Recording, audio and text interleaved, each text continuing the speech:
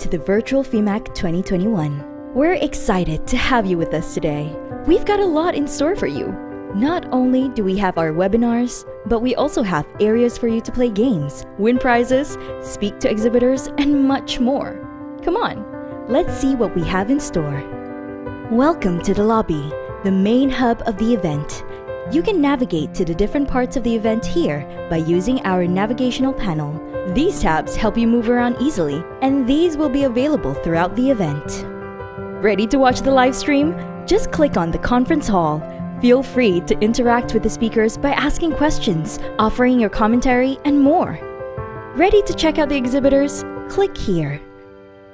Find out more about the exhibitors and their company details when you click here. If you want to speak to them, you can use the chat or video call feature. Want to know what sessions are coming up? Check out the agenda here. See a session you're interested in? Go ahead and add it to the My Schedule page and build your own personalized itinerary here. Don't worry about missing out. This page will display the sessions you'd like to attend, as well as scheduled meetings. Speaking of meetings, you can also set up meetings and network during the event. It's super easy on the platform. All you have to do is check out the list of participants and view who's open to networking and their interests. Schedule meetings with your peers and even swap business cards. You can even do this with exhibitors too. Receive something from an exhibitor or a contact? Go ahead and view all your documents in the My Briefcase tab. You can even export them to your device. Ready to win big? We've got several games and activities for you. Watch the Champions League and see the pros go head-to-head. Or if you've been watching the live streams, stay tuned to try your hand at the pop quizzes. Or if you're feeling lucky, try out our Lucky Draw quiz and stand a chance to win amazing prizes. If you need help, you can always click on the Help Desk tab. To keep up to date on the latest announcements happening at the event, do keep a lookout for the Announcement tab. And that's our walkthrough. Now you have to navigate the event. We hope you have a great time at FIMMAC 2021. We want to hear your voice. Don't forget to send in your responses to our survey. Your feedback makes the FIMMAC events a success. Head over to the survey tab and let us know your thoughts.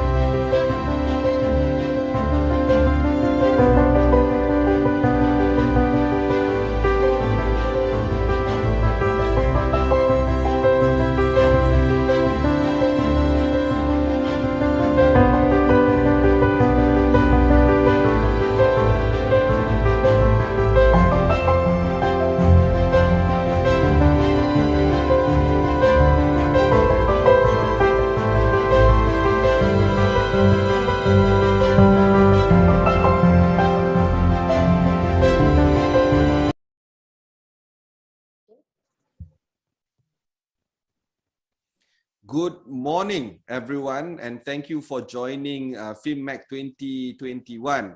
Many of you are joining this event for the first time, and of course, many of you are also joining FIMMAC 2021 for the first day. But just a quick reminder, this is the third day of FIMMAC 2021. On Monday and Tuesday, we had the discussions revolving around consultants of unit trust scheme, as well as PRS, private retirement scheme. And of course, we want to extend the conversation to you right now, joining us. With all my heart, I would like to wish you congratulations for making it today, but of course, welcome to FIMMAC 2021 Industry Education Series. In the Industry Education Series, we're going to be going through some of the items that you might find useful. And if you want to learn more, please feel free to ask the panelists the questions using the Q&A button found on your screen.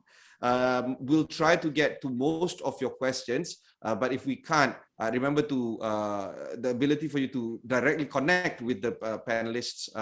There's also that opportunity as well. Also, there's an opportunity for you to network, and I hope that you guys do use this chance to form alliances, to share ideas, to exchange numbers if possible, and try to build a community or like-minded community in the realm of fund management as well as investment. Times are hard. We are entering a post-pandemic situation. We are embracing an endemic environment. So what does that mean when it comes to you managing your dollars and cents? It might have to do a lot with how you change the way you behave when it comes to saving. You can also think about how you need to earn over the next few years. As long as there's an endemic, there is an issue of us trying to navigate this situation a little bit differently from what we used to do before. So there's a lot of items that will be discussed over the next 3 days. We'll start with a short video before we jump into the first panel of discussion, which shall talk about investors' life cycle, how to invest according to your stage in life. That's extremely important. Not many of us are young, not many of us are old, and not many of us are middle-aged. So there will be a little bit of everything for everyone according to your life stage and life cycle. It's not just about biology as well, by the way. It's also about your capacity to earn in your stage of your career. So we're trying to see if we can address these various stages of you as an investor in your investor life cycle. That's going to happen right after this video. For now, enjoy this short video before we begin our IES event proper.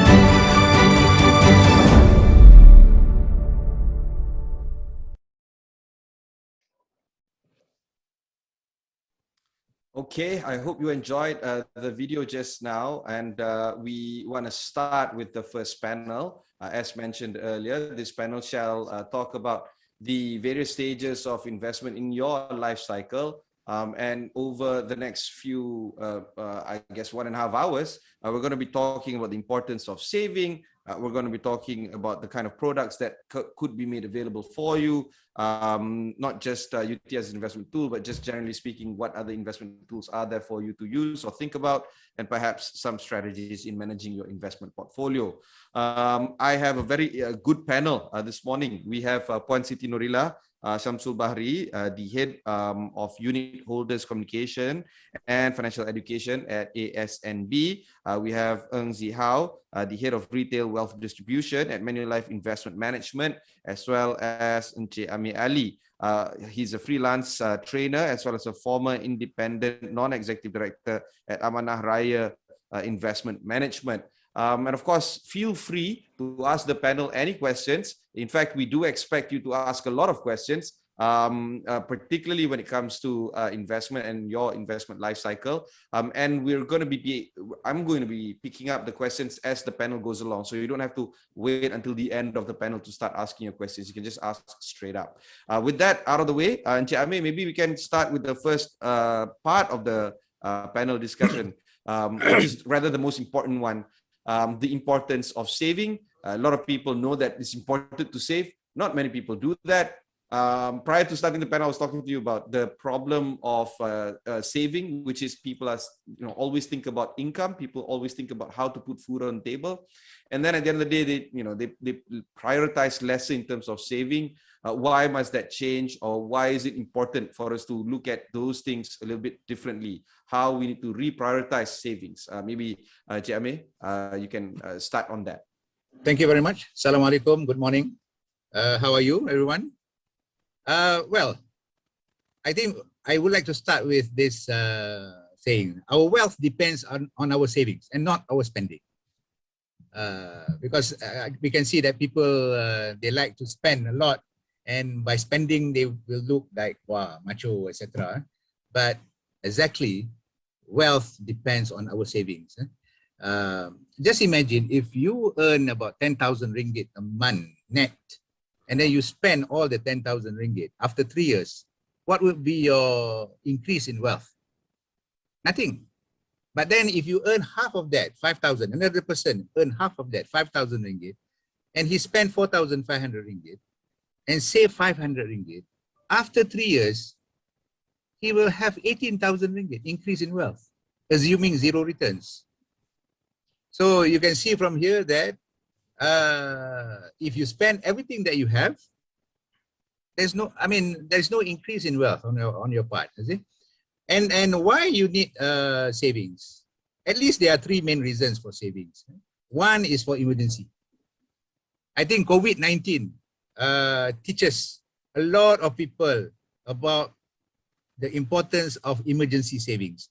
I think we have been talking, and the financial people have been talking about emergency savings, at least 3 months of our salary.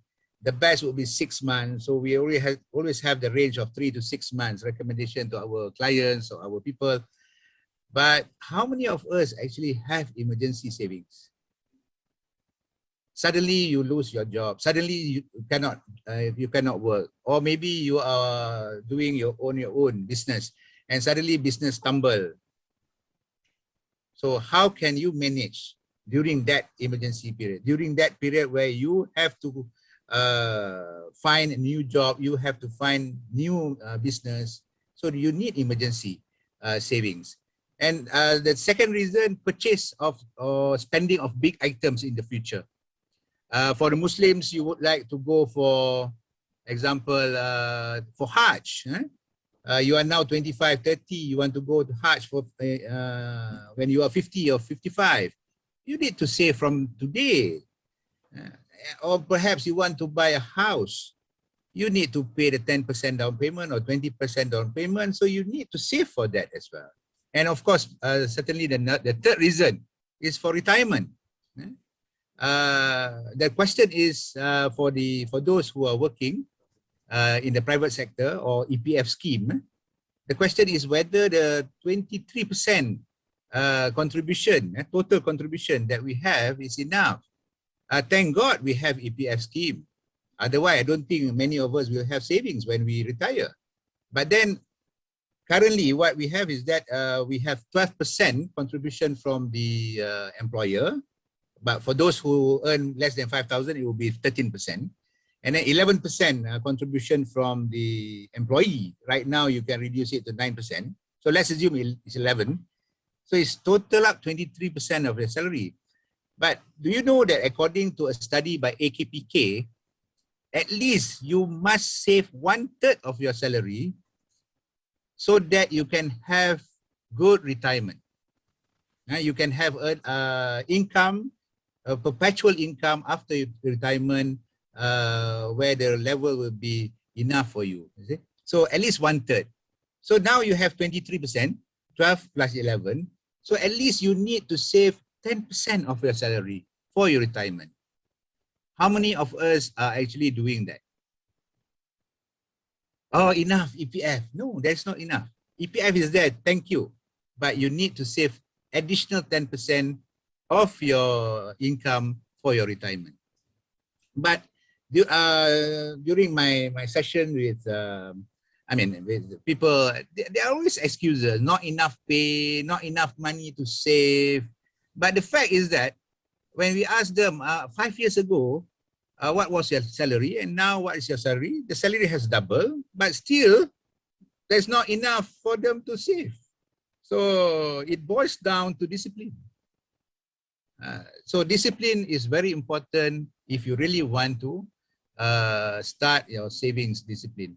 And remember, I just would like to recall what Warren Buffett says, and this is very, very popular saying: do not save what is left after spending, but spend what is left after saving. So if you want to save at the end of the month, forget about it. You will end up spending all your income. So when you receive your income, the very first minute you send part of the money to your long-term savings account and don't touch it. And then you only spend what is left after that. I think that's about it. You were mentioning about long-term saving account. That's the most important thing here, because a lot of people think that saving is, I save because I want to use it in January or something like that, which is something that, if that is part of your strategy, I think that needs to be relooked at. We need to talk about savings for the long term. Maybe Puan Nurila, you can share with us some of your ideas on why it is important to save for the long term. And note that I'm phrasing that question, why is it important, instead of what could be the benefits of saving in the long term. It is important. We just have to go with that assumption. Saving, long term, good. That's the reason why we have this conversation, right? And perhaps, Puan Nurila, maybe you can share some of your ideas about why it's good to save for the long term, and perhaps what would be some of the strategies that investors can think about in doing that. Okay, thank you. Assalamualaikum and very good morning to everyone. So like we have heard Encik Amis spoke just now on the importance of saving. And I think as for me, it should start very early, all right? Because in investment or saving, you have to start early so that regardless of how much you save, but you must save consistently. Why it's important to start early and for the long term? Because when you have the time, the longer the time you save, actually the saving, your investment will generate more income, because we want to put our money in the safest place. Maybe for those who do not have a lot of saving yet, just about to start, you have to look for the product that is probably the low risk, low return. You may not want to jump into a higher risk investment, so you could look for investment instrument which is low risk to start with, and you invest slowly every month, constantly, and over time these savings will generate some income, be it dividend or interest. And then if you do not withdraw the return that you have, that you receive from your investment, because your objective is long term, right? So this money will actually be compounding. Compounding means when you receive the return, you do not withdraw. So if I were to put in a layman's terms, like we have heard that duit beranak lah, Cik Ibrahim, duit beranak. So because a lot of us always, you know, in general, we know that a lot of people out there do not have savings. I've heard about, there is a survey, out of 4 people on the street, only 1 person has 1,000 in hand in terms of cash. So I would like to echo what Encik Ami said just now, that your salary increases, but you do not increase your saving. What happened? You change your lifestyle. You spend more. You know, if you used to, in my seminars, I always say, if before you used to buy maybe teh tarik, you know, in just the plastic, but when you earn more money, you change your lifestyle, you tend to buy more expensive coffee, you know. So that kind of the difference, if you were to put in your saving, will allow that money to grow over time. So in investment, you have to have goals. Probably in the long term, like what Encik Ami said just now, you may want to save for your children's education. You may want to go to Hajj. You want to have a good retirement, so that when you retire, of course, when you retire, you do not have any more income. You have to rely on your savings that generate some return. So if we see under Belanjawan Code conducted by EPF, for a couple who wants to retire, who will retire at 60, without any debts, no debts at all, in Klang Valley, they need a minimum of 3,000 passive income, be it through maybe pension or through their savings through EPF, or they have other savings in maybe FD or ASB or ASM. So when we go back to calculate how much saving we need to earn 3,000, I've calculated about maybe a return of 4%. You need at least about close to 500,000 to generate that passive income of 3,000 monthly. So that is why it's important. Time is an essence, because if you start early, okay, if you start early at maybe at age 25, you don't need so much money. Maybe you want, example, you want to have, we just go on 100,000, 100,000 at the age of 60. So if you were to start at age 25, okay, you only need to save monthly around 113 ringgit, which is, I think, so affordable, right? But if you were to start later, normally people would think, oh, I'm going to retire. They only think about the retirement when they reach 50 years old. But actually, you should start planning for your retirement as early as possible, because you never know when you are forced to retire, right? Betul tak? Can you guarantee me that you will retire at 60? A lot of people say, oh, never mind. When I'm 60, I will have that much money. I will have a few 100,000 from my EPF. Oh, okay, never mind. When I'm a government servant, when I retire, I will get a gratuity of a sum of money. I have pension to live on. But they forget that not everybody will retire at 60, because you may be forced to retire at maybe 40 years old, maybe at 35 years old. Why? Because of your health reasons.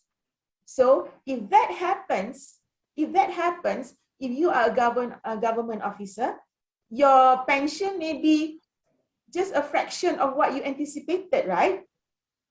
And all the 20 years behind you, probably you never save. So what are you going to live on? Yes, they always say, Puan, I have pension. But when I ask them the question, okay, you have pension, you are a government servant, you go to hospital, it's free. Your medicine is free. But what about when you go home? Who is going to pay for your expenses, other expenses? Probably you need special like if you are stricken by stroke, you need to buy special food, the milk that feeds you. Who would buy your diapers if you are bedridden, and so forth? So that is why you have to save as early as possible and for the long term. Alhamdulillah, inshallah, if you live longer, then you have more saving. Then we know that EPF also, the statistics show that a lot of us who are on EPF will retire less than the 240, the minimum amount of retirement. They have less than 240, which is not enough. So that is why we have to invest as early as possible, as much as possible, so that we have enough money to help us when there is emergency or when we retire. If nothing happens in retirement, it's a bonus, right? You can enjoy your retirement. But what we don't want is when you retire, you don't have enough money, you still have debts, you have to pay for a lot of things. And what happens? You need to work. You still need to find work. Yeah. So when will you actually retire? There's a few questions here. Catherine is asking how much is the average return in ASNB. I guess we have to start talking about some products here. Okay. Puan Siti, how much is the average return in ASNB? And then maybe for Chiame, the recommended rate of 1/3 of the salary. What is the assumed rate of return here? We will deal with these two questions, and then we'll bring in Zihao. Panurila, how do we approach this question? Okay. In ASNB, we know that they have very unique product. We are a unit trust company. We promote a unit trust. But however, there are two types of unit trust. One, the range of ASB and ASM, Amanah Saham Malaysia, which are unit trust, yet they are fixed price unit trust, which means when we transact in unit trust, we transact in units, right? So each unit of the fixed price is actually pegged at RM1. That means when you buy, you want to subscribe to this Amanah Saham Bumiputra or Amanah Saham Malaysia range for all Malaysians, it is at RM1. And at the point when you want to withdraw, it is still RM1. Okay. Unlike other unit trusts, like we have also range of ASN is variable price, and all other unit trusts out there are variable price. There is an NAV to it, to every unit. So at the moment, currently, NAV is net asset value, which is pegged at RM1. For fixed price, for the fixed price unit trust like ASD or Amanah Saham Malaysia range. These two products are fixed price. It is RM1. So it is like it behaves like a savings account, but giving a unit trust return. Okay, that's fixed price. So a lot of people, we see also investors in ASB. We have a lot of investors, but their saving is still very minimal. I think it is. All of us know that we need to inculcate. We need to transform a lot of Malaysians to inculcate the savings habit among Malaysians. So at the current moment, we know the return of ASB is around average over the years, probably about 5%. Okay, the good times, earlier times, you see that it was like 6-7%, but on the average, it is still higher, our benchmark higher than the 12 months FD rate in Maybank. So I think it's very competitive, and I think that would be a good product to start your investment if you do not have any other savings elsewhere to start with, to go in the lower risk product. Yeah. Like as suspected, the questions are really trickling in. Encik Amir, recommended rate 1/3 of salary. What is the assumed rate of return here? Very short answer: 6 to 7% per annum. That's all. 6 to 7%. Okay, Per annum. Zihao, let's talk about the third question here. There is no regard to the increasing prices of goods and services in tandem with the slow growth of wages. And I agree, wages growth is slow. Some of them are negative over the past 1 or 2 years because of loss of job even. Could you give an opinion on this in regard to increasing prices of goods and services in tandem with slow wage growth? Okay, sure. Good morning. So before I answer the question, I would like to ask all the audience out there, how is your experience over the last 1.5 years? Do you experience shortage in terms of income, or you are doing very well? Because from our statistics and from what we observe, there are two market trends.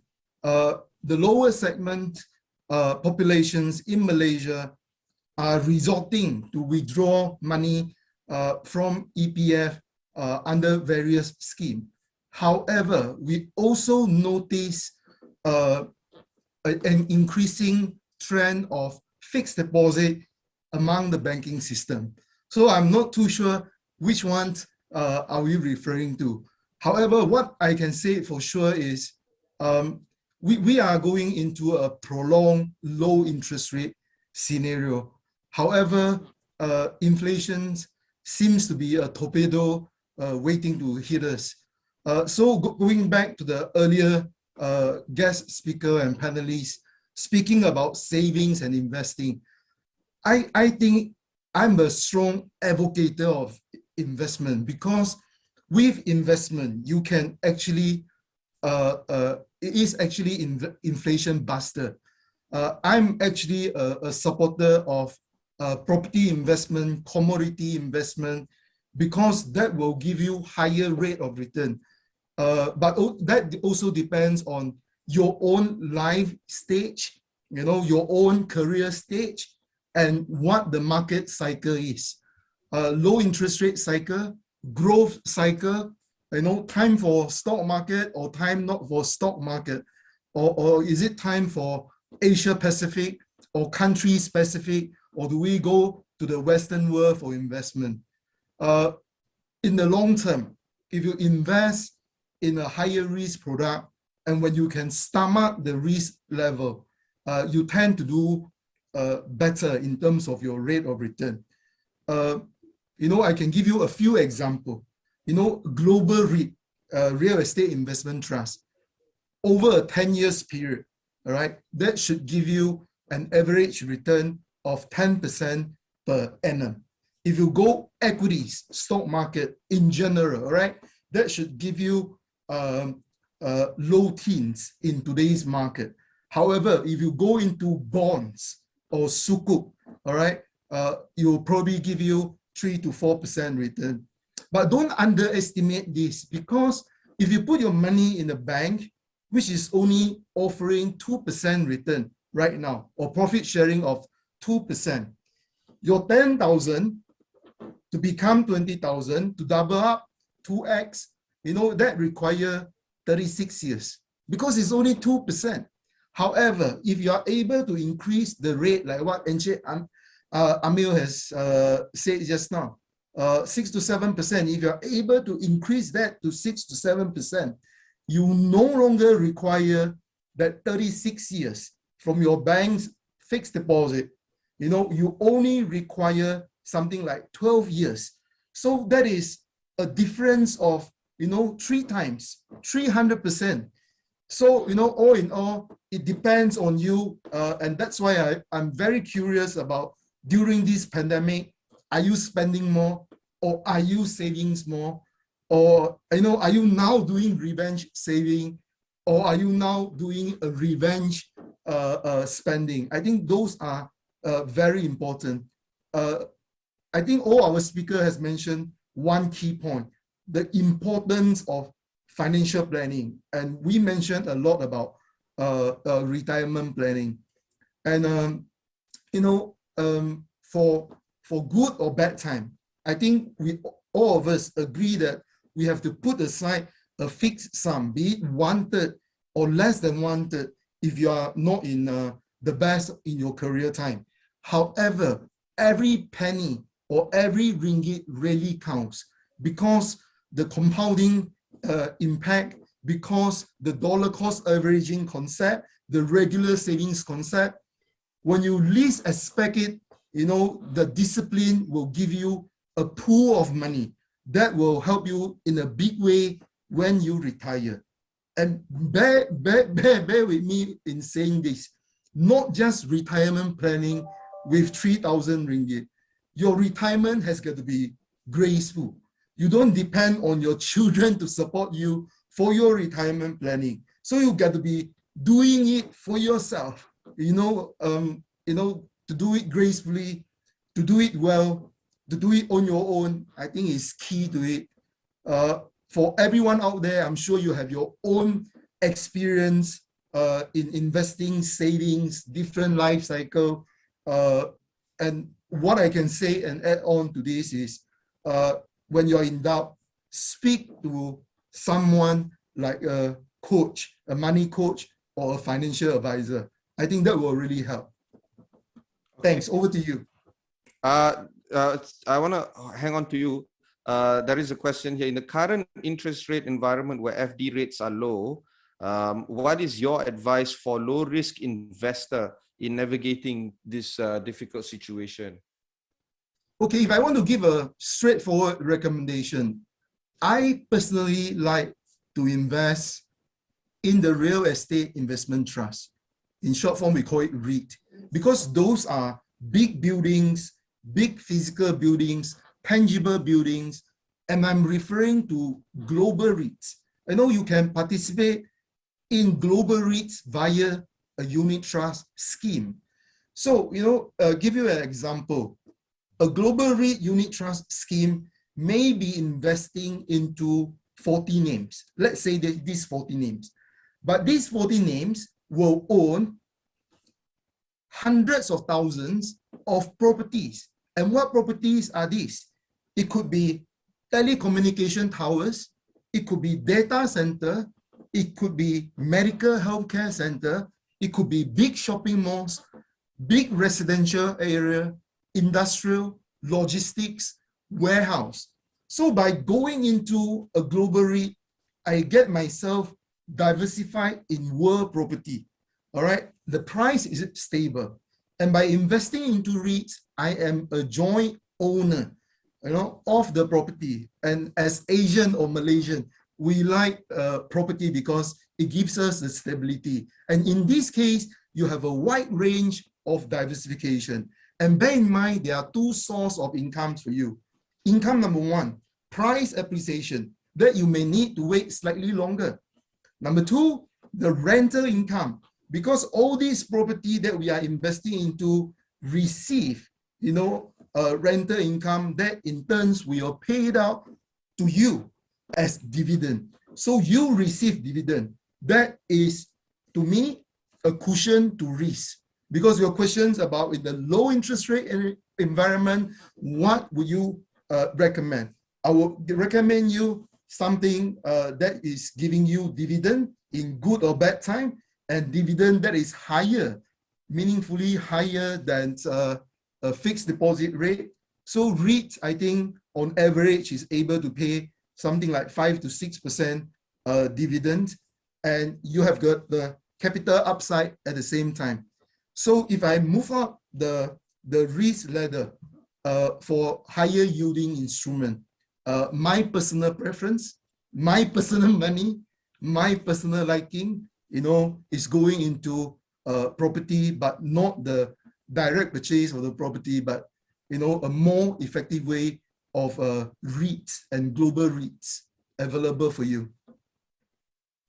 Cik Amir or Puan Nurila, do you have some views on this? I think Mr. Ng has said enough. Yeah. All right, one question to you by Putri Shah, Cik Amir. How do we persuade and educate the public to switch the mindset of saving and expecting returns as investment product? I think she's trying to attack the question of, trying to you can't be thinking saving 2% and then maybe, you can get 6%. How do we move from that shift? I think that's where the question is by Putrisha. Wow. The problem, the main point is, I always talk about, as what I said, cigarette smoking. Pardon me for, can I say such thing? Boleh, I guess. Boleh, Yeah. okay. There are people who smoke. It's okay. Please, if you smoke, continue to smoke. But for the non-smokers, I'm addressing this to the non-smokers. Non-smokers always say, he's smoking, he's wasting his money. All right. No harm done. But then the question is, for the non-smokers, what do you do with the money? You don't smoke. You don't smoke. Right? You don't smoke. Your smoking friend spends, say, let's assume 17 ringgit a day on a pack of cigarette. You don't spend 17 ringgit per day. You earn the same salary with your friend. At the end of the day, where does that 17 ringgit go? You don't smoke. So why don't you save that 17 ringgit? You said that you are on a good lifestyle, etc. So why don't you save the 17 ringgit? In 1 month, if it is 30 days, you save 510 ringgit. Okay, let's assume it's 500. So with 500 ringgit a month, how much is it a year? 6,000. After 30 years, 180,000 ringgit. I haven't included the return. This is just like keeping the money under the pillow. It's 180,000 ringgit. So it's easy. Okay, that's how actually whenever I go for roadshow, I'm addressing only the non-smokers, and they just laugh. They said, "Oh, I don't. We don't save, but we criticize the smokers." I said, "Don't criticize the smokers if you cannot do something better." You see? That's one thing. And then number two, we must learn the discipline of smokers. One discipline of a smoker which I really respect is that they will buy cigarette in the morning. They will buy the cigarette in the morning. Yes. Let's assume they say, okay, this 50 ringgit is for me for today. So first, he changed the 50 ringgit to buy a pack of cigarettes, 17 ringgit. Then only he will spend the remaining 33 ringgit until dinner. But the question is, how about the non-smokers? Do they save first the 17 ringgit before they spend the others? No, they will spend first the 50 ringgit. At the end of the day, they said, alamak, only left with 1 ringgit. So they can't. So if they only adopt the discipline of the smokers, but not buying cigarettes for 17 ringgit, but putting aside the 17 ringgit for savings, halas, they can save. Okay, that's how I can answer, I hope. Do I answer the question? Yeah. Can I just add on to Sure. Go ahead. I think the question is good and interesting, but I guess one of the most important things to switch your thinking from savings into investing to get into higher rate of return, one of the very important factor that you must consider is, what is your number? What is your number for retirement or for whatever financial purpose? I would like to ask you, what is your number? Then we can work it out for you. There are a few simple, easy concepts to work around this. First of all, let's have this exercise. Ask yourself, what is your number for retirement? And then the rule of thumb is to divide by 4. Your annual income divide by 4. If you need 60,000 in a year, that is 5,000 in a month. Divided by 4, you get about 1.5 million. So that is the amount that you need today, so that you can spend 5,000 a month in the future. So what is your number? The other general concept and rule of thumb is income replacement ratio. If today you are earning a salary of 10,000, the moment you stop working, or you retired, all right, how much do you need continuously post working life? The consensus out there is 60%, if not 70%. So you may be thinking you can be very thrifty, you don't go out, you don't see friends, you don't entertain anymore, but the consensus out there is you still require 60% or 70% of your last drawn salary. So with this in mind, that you need 1.5 million, you need 60 to 70% post retirement. And that will get you thinking about what is your number? Are you able to achieve it? If you are not achieving it because you are doing merely a saving, you are not investing, you are not into exploring into all kinds of other options, you are just saving, of course you will have a problem unless you are very cash rich.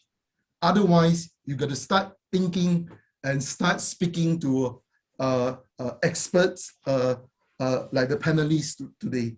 Get someone to answer to your question. Yeah. Ibrahim, can I add further? Yeah, further. Okay, I like that income replacement ratio of 60-70%. One of the reasons is because of the medical increase, as what Puan Norila said, and being semi-retired. Meeting friends are important at this age, to tell you frankly, meeting friends with relatives. But one of the things that we can also ensure that the IRI, income replacement ratio, is not high enough is that to ensure that all our liabilities end when we retire.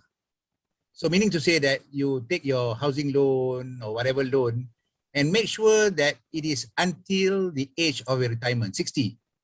Don't get and buy a house and have the installment to be paid until you are 70. Then you die. Yeah. And then you need a very high IRR, income replacement ratio. So by the time that you retire, your liabilities on your installments are all done. Then what you need is only the spending, and also of course the medical. Thank you. Yeah. I think actually there are more than that, because we got to think about the longevity of yourself. Prolonged low interest, in case there is a prolonged low interest rate the moment you retire, and then the inflation factors kicks in. Of course, I totally agree with medical and possible savings shortfall that you didn't expect it. But then you need a sustainable income every month, every day. You need to be able to protect inflation. You probably are thinking about capital preservations, but this has got to be lifetime guarantee, because there's no way out after you retire, unless you choose to go back to work, which I don't think is an option. I spotted two themes that have been put in Slido. The first theme is this: I'm already retired. I'm worried my savings won't be enough for me to keep on going. How should I approach investing? This is fairly personal, because I don't get too much details. You have retired, but I don't know at what age you are, and how much savings you have, how much retirement pot you have. But generally speaking, all right, there are a few, again, to me, rule of thumb. Number one, you really need to know your numbers and know your risk level. Are you able to still take risks? If you are only at 60 and you retire at 60, from 60 to average life expectancy of 75, that is still a good 15 years. By the way, that is the second theme. That is the second theme. Life expectancy has increased over the years. And if I may add to the person who's asking this, it will continue to increase. Yes. Even as we speak, it's increasing, except if you're in America, that's strangely enough. But life expectancy has increased in the past few years and will continue to increase. And then the question asks, we tend to live longer. What investments are suitable over this period? So those are the two main themes. Yeah. I think we are going to cover later. It's always the portfolio. Yeah. It's a portfolio Let's get investment. into it. Let's get right into it. Yeah. It's portfolio investment. All right. So the second part of this conversation, or the second part of this panel, is on what products work best, and of course the kind of strategies in managing investment portfolio. Maybe Encik Ami, you can start with some of your ideas on strategies managing portfolio. Okay, in strategies managing portfolio, what most important would be you know your risk level. You know your risk level. I mean, now unit trust management companies, it's a must for them to do suitability assessment for any investors, and even for long-time investors, every 3 years you have to update your suitability assessment so that you know for sure at what level of risk that you are willing to assume, whether you are low risk level or I mean very low, medium, high, or very high. And only with that, then your financial planner or your unit trust consultant will be able to advise you on what are products that you can actually invest. Because if you are at a medium level, you cannot invest a very high level investment because you are not willing to assume the risk. People always talk about, wow, the return is very good. But returns always come with risk. And what more now when the risk-free return is about 1.75%, which is the OPR rate for 1 year. That's 1 year. So I look risk-free rate about 1.75 to 2%. So you need risk premium to achieve higher returns. That's risk. You have to assume risk. And when Encik Ibrahim talk about portfolio, when we talk about portfolio, it means that you don't only buy one product. You buy multiple of products. And what matters most when you talk about products, product doesn't matter to me. What matters is the risk of the products, whether it suits your risk tolerance level. So, I mean, for example, equity unit trust. Equity unit trust A and equity unit trust B may have different risk level. And because of that, they also have different expected return or different returns that have been produced, historical returns. And how you find it, because I find it awkward also because there are some clients who do not look into that particular volatility factor that must be produced on the product fact sheet. Product fact sheet. Volatility factor shows the risk or volatility of the portfolio of the fund, which reflect the risk, and you must see whether it suits your risk level or not. That's one. Number two, whether you want to only invest in one asset class. I know of some people say, okay, I only invest in equity. In my opinion, it's best for you to have a portfolio, not only portfolio of various products in one asset class, but also a portfolio of products in various asset classes. I think I stop here first, allowing my other friends to continue before I come in back. Puan Nurila, you may add. Yeah, I totally agree with what the other panels mentioned just now. And I mean, talking on this, what kind when you are retired, and I think the most important thing to me is you have to ensure that I totally agree what you don't put everything in one basket, and you must also be careful where do you want to invest your money, because at any time you may want to withdraw. You need that money, so liquidity is also important. So whether the process to withdraw is easy or not, and also being a retiree or going to retire, you want to preserve your capital. You can't afford to lose or to see your money deplete. So you have to be very careful on that. So, and also I think how much money you have upon retirement, you also need to be very careful and how much you spend. because if you spend your money, lavishly, of course, macam like you said, your money will just reduce, and then you do not have any other sources. I mean, you don't have salary to add more to your fund. So you have to be very careful on your spending upon retirement, and also to preserve what you have. Zia? Yeah, I'm speaking rather about, scared because the questions are all a lot here. okay, But speaking about portfolio, right? I think it's a very big topic because, how many products do you need to have in your portfolio? Is it going to be 5, 10? If I give you 50 products, are you going to have a portfolio with 50 different products in it? Personally, I would recommend a portfolio that is, more or less 10. Don't go too many, all right? Because you will get very confused and there is not much impact if you get too many. And how do you go about choosing your portfolio? In fact, there are a lot of financial tools that is available. Example, if I now give you 50 products, you can actually plot a chart, which is very simple, that shows how much risk is this particular product. And because of the risk, is it worthwhile with the return? So it's a risk return chart. So from there, you can see what suits you the most. All right.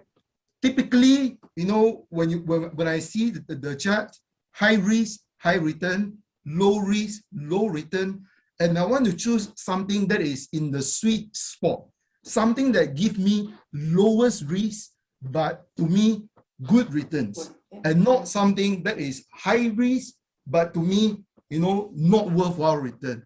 So you can get it with DIY with a lot of tools, online tools, but you can get a professional to do it. If you really cannot find anywhere to do it, I will recommend you to go to my website. I'm from Manulife Investment Management. We have a tool to actually construct portfolio for beginners. You can DIY, you can just check it out yourself.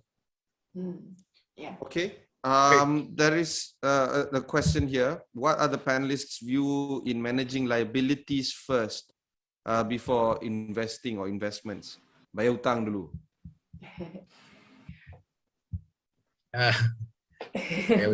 Okay, let me answer this.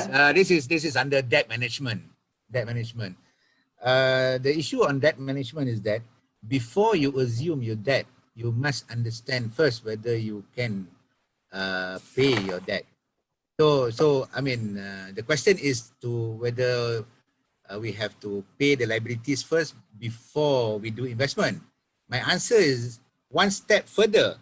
Before you assume the liabilities, have you gone through the analysis whether you can assume that liability, whether you can deliver the payment, etc., over the period of time? So this is debt management. Debt management. That's one. Number two, once you have liabilities, everyone has liabilities. At least on two items, two big items. One is a house, the other one is a car. Okay, everyone has. But then, you see, when I first joined the employment, there was this 1/3 maximum of your salary for car. If you combine car and house, it's 50%. But I'm not very sure now whether it has increased. But I was told it has risen because I have not taken housing loan for so many years already. So the question is, one, make sure when you assume your liability, you have the ability to pay. Number two, regardless whether you have liabilities or not, you need to do savings. So there's no such thing as we have liabilities, must we pay the liability? Because the liabilities we have to pay in installment, not one lump sum. And savings also you do in installment, not one lump sum. So you do it concurrently. That's my answer. Yeah. Thank you. Yeah, a lot of, when you go back many years when we were much younger, and also probably the youngsters now, when they start working, they always think of what I want to do with my salary. Macam dulu, last time we used to say, okay, once I started working, I want to buy a car first. Never we say, when I started working, I have to save. So I think before you decide to take any loans or what, I think you need to put aside your savings first, you know, your a portion of your salary, that should be your first spending. And from there on, then only you decide what car you can afford. Okay, what car you can afford and what else you can afford. But a lot of us before or now would think, I want to take this loan, I want to buy this, I want to buy that. Only if I have excess, I will save. But I can tell you that it will never happen. Okay, it will never happen, because you tend to, as long as you see your money in your account, you think, okay, I still have money before the next paycheck. I can buy this, I can buy that, which you think, which I think you don't need. I mean, learning from the current situation, most of us work from home, right? You see that a lot of things around you that just stay still. You don't need them. For ladies, I was just in conversation with a lot of them. I don't know what to do with my branded handbags. I don't know what to do with my, you know, all the clothes that I have, the shoes that I have bought, you know. So I would like to share with you, you know, my mate would say, you know, the things that you have around your house, if you can convert that into money, you'll be very rich, because you tend to buy and buy and buy, but you don't use. You have the things, but once you see there's on sale, you want to buy something new, but actually you have those things already, right? So you have to manage your money well. So I think reduce your debts. Do not take like personal loan for no reasons.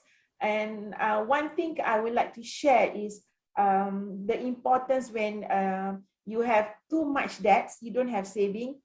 Do you know that when you start buying cars, you start buying houses, you would need money to maintain? How many of us will have to put aside, okay, I need to put some fund? I think not many people would think, to maintain the house. Like there's a roof leak, plumbing or major repair. You need to have that money, but actually we spend much of our saving to take loans to buy maybe luxurious or big houses, big cars, when you actually just need a car to transport you, but you don't have that saving. But frankly speaking, during this pandemic, we do a lot of webinars, you know, just about simple financial tips. A lot of them say that they have a lot of commitments, but actually their commitments are like our panel say is about on major commitments are cars and houses. So they never had saving. Even let me share with you, only with 50 ringgit a month, if you save for your children's education, you put somewhere in a safe instrument, probably, you know, you would have about 15,000 to start with, to send your kids to college for a diploma. What more if you keep 100 ringgit, you can send them to a probably private university at a certain rate of return. So, but we choose to put our money or to take loans, which I think we should not have put that much money into such loans. Okay, so here's the reality of things. Okay, Ibrahim, can I add one? Chairman, maybe you can add up to this particular very grim statistics. EPF Chief Strategy Officer Nur Hisham said that total withdrawals is 99 billion by its members, exceeding total contributions of 54 billion up to 31st August. This is the first time in EPF's history where withdrawals are more than contributions ever. Yeah. And then if we were to base the minimum target of 240,000 savings, only 3% of EPF members have that by the age of 55. 3% only. 97% of EPF members, and there's a lot, I don't know how much, but I think, somebody can correct me, but I think it's 7 million if I'm not mistaken. 97% of 7 million EPF members do not have the 240,000 savings by the age of 55.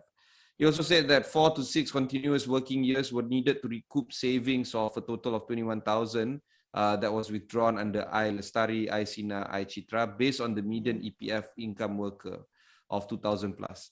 So we were talking about revenge savings, to recoup back from the money taken from EPF over I-Sina, I-Lestari and I-Citra. So the situation is very dire for the most of us, many of us. So, Ziha was asking, which one of the two of us, deposits increasing. I guess, congratulations, you've done well during the pandemic. Kudos to you. But let's address the rest of us that might not be able to have that kind of luxury. I think that's the key point here. Times were tough. They had to dip into their savings. No chance to do retirement. What's next for us on this front? With that, Chairman, please add. Okay, before that, I just want to say one unseen liabilities is we have the 12-month, 24-month interest-free purchase through credit cards. Be careful with that as well. Okay, now I go on this question, J. Ibrahim. Yeah. Okay, we have the statistics or the stories from one side, which is the withdrawal of 99 billion. Is it 99 billion? Yes, and 99 billion because of the schemes, etc. But we don't have the other side of the story. How many of that 99 billion are actually withdrawn for consumption? And how many percent of that 99 billion are actually withdrawn for investment? You see, as Mr. Ng said just now, there are two factions. One are those who take opportunity. The other one who really need that money. I understand that there are also some people who withdrew EPF money because of the opportunity. They withdrew the money, and what happened is that they use the money to invest. They use the money to buy gold. Because if you do some checking with some jewelry companies, their sales are up after those schemes. So, right, that's right. Where are these 99 billion go to? Consumption, investment, and I'm not very sure, as what Mr. Ng said just now, deposits in banks are also increasing. And I'm not very sure in terms of unit trust funds, is it also increasing? So we need to have both sides of the story before I can actually give some more comments. Ziha, you want to add?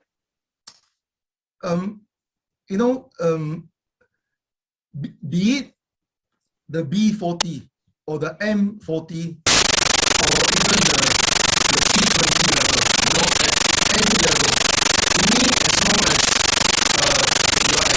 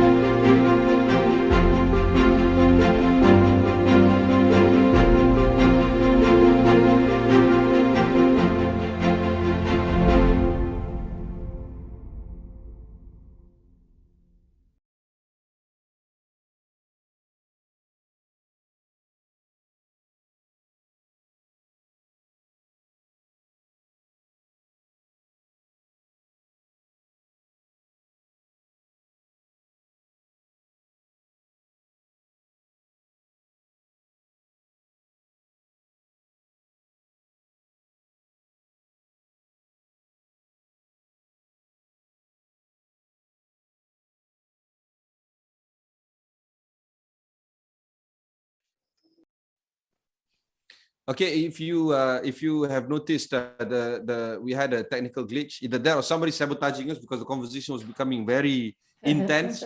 But yeah, my question to you, any of the panelists can pick this up. It's a rather philosophical one. Two questions. Number one, how do I know my own risk profile? Is there an objective tool that I can use to determine whether or not I'm a risk investor, or a high risk investor, not risk investor? I'm a high risk investor or low risk investor, the risk tolerance. Is there a method for me to know my own risk tolerance? That's number one. Number two is, I don't know my number. Maybe 10 million. I don't know. How do I help myself to learn what my number is? So those are the two questions that I have. That's my personal question. Any of the panelists can pick this up. Yeah, there are a lot of tools out there, that you can use. We can recommend you to many of it. But typically, if you want to know your risk, the standard questions will be something like, what is your investment horizon? Do you have the next 5 years, 10 years, 20 years, 30 years to go on? Investment horizon is very important. Number two, as your by nature, your character, can you take risks or not? Are you that type that if you invest and you see your investment drop by 1%, then you get into very stressful period, emotional, and you can't sleep very well at night. So that is another determinations of your approach towards risk. Number three, other than that, is the understanding of the underlying product, whether that suits your risk or not. So I think the suitability risk suitability assessment questionnaire normally covers from 5 to 10 questions, but I always believe in that one thing.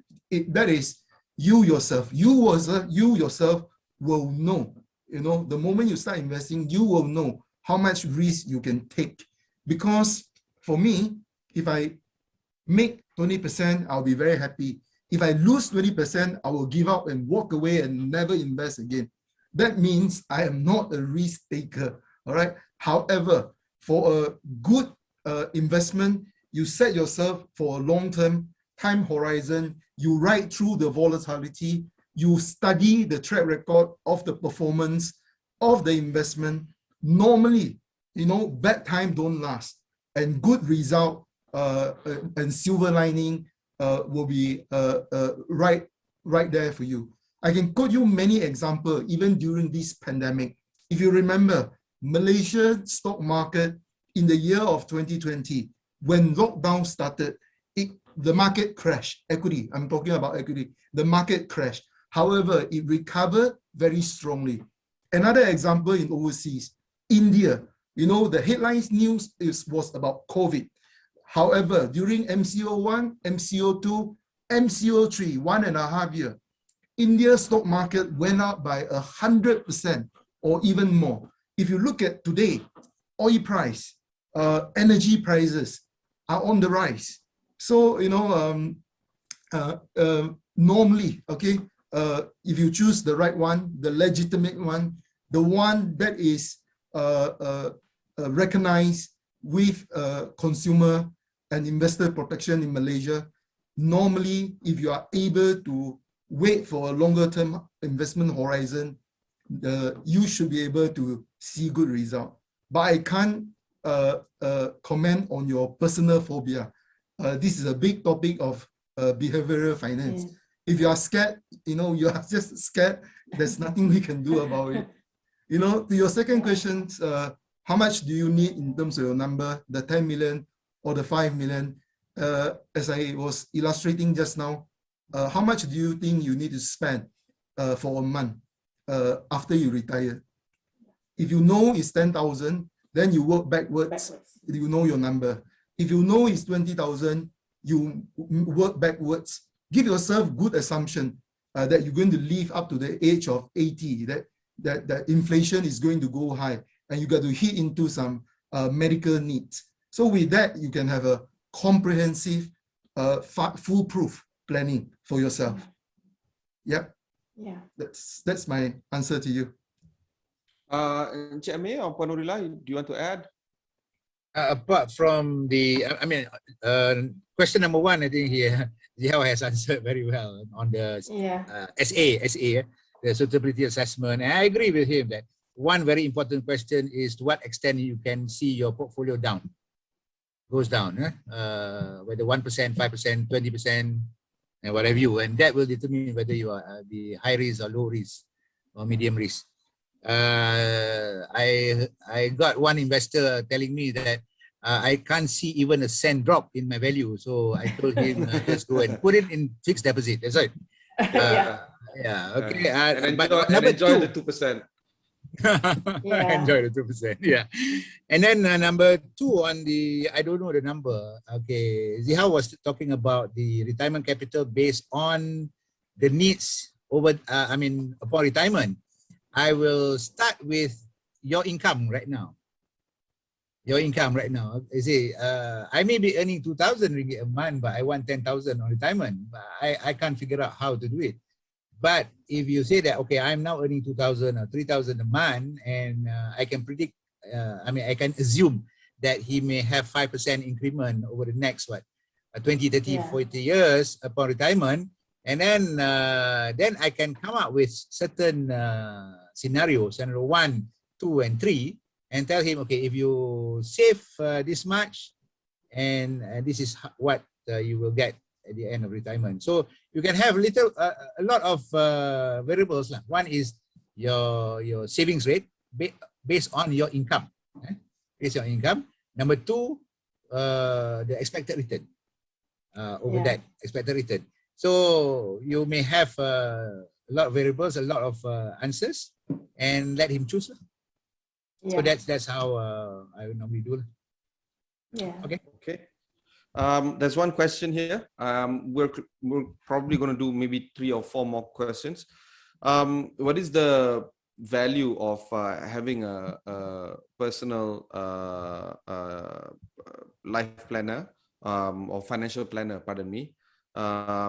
Is it going to cost a lot? I think this question is particularly for somebody that might think about trying to get a financial planner on board. Cost and perhaps benefit of having a financial planner. My answer is simple. When you invest in a unit trust product, there is actually a cost. Management fee of 1.5%, and there is a sales charge of say 4 or 5%, or maybe 3%. So there is always cost because the companies need to pay professional, and likewise for financial planning. But you can always discuss with the financial planner on the fee. Okay. Top question here. What would be some of the advice that you have for university students watching us right now when it comes to investing and savings? I know we've covered a lot over the past 1.5 hours, but maybe tips for university students that might have just joined us midway through the panel discussion. Develop your discipline. Sorry. Agree. Sorry, you first. Agree with Encik Amir. You have to be very disciplined. You have to know your objective, curb your spending unnecessarily. So I think, you can do your simple budget.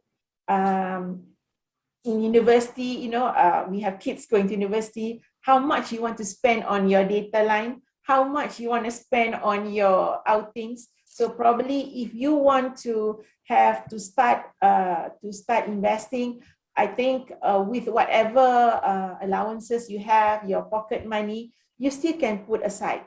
Like Encik Amir mentioned just now, it doesn't matter how much you earn and all that, but you must put aside, whether be it $1 a day or whatever amount. You have to put aside a fraction of whatever money you have in savings. Like you can find the savings instrument that is very safe, low risk, and that can preserve your capital.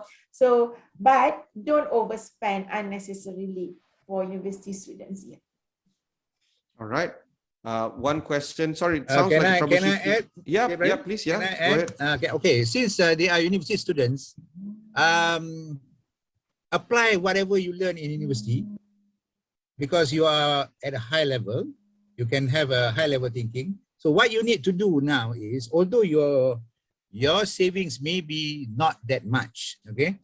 But one, discipline is very important. Number two, let's put up your investment objective. Yeah. Okay. Number one. Number two, let's determine your risk tolerance level. You go to any website, just search suitability assessment. There are many websites giving you free suitability assessment where you can answer the questions and then you will be given answer where you stand. Or perhaps you can go to any unit trust company and conduct your suitability assessment.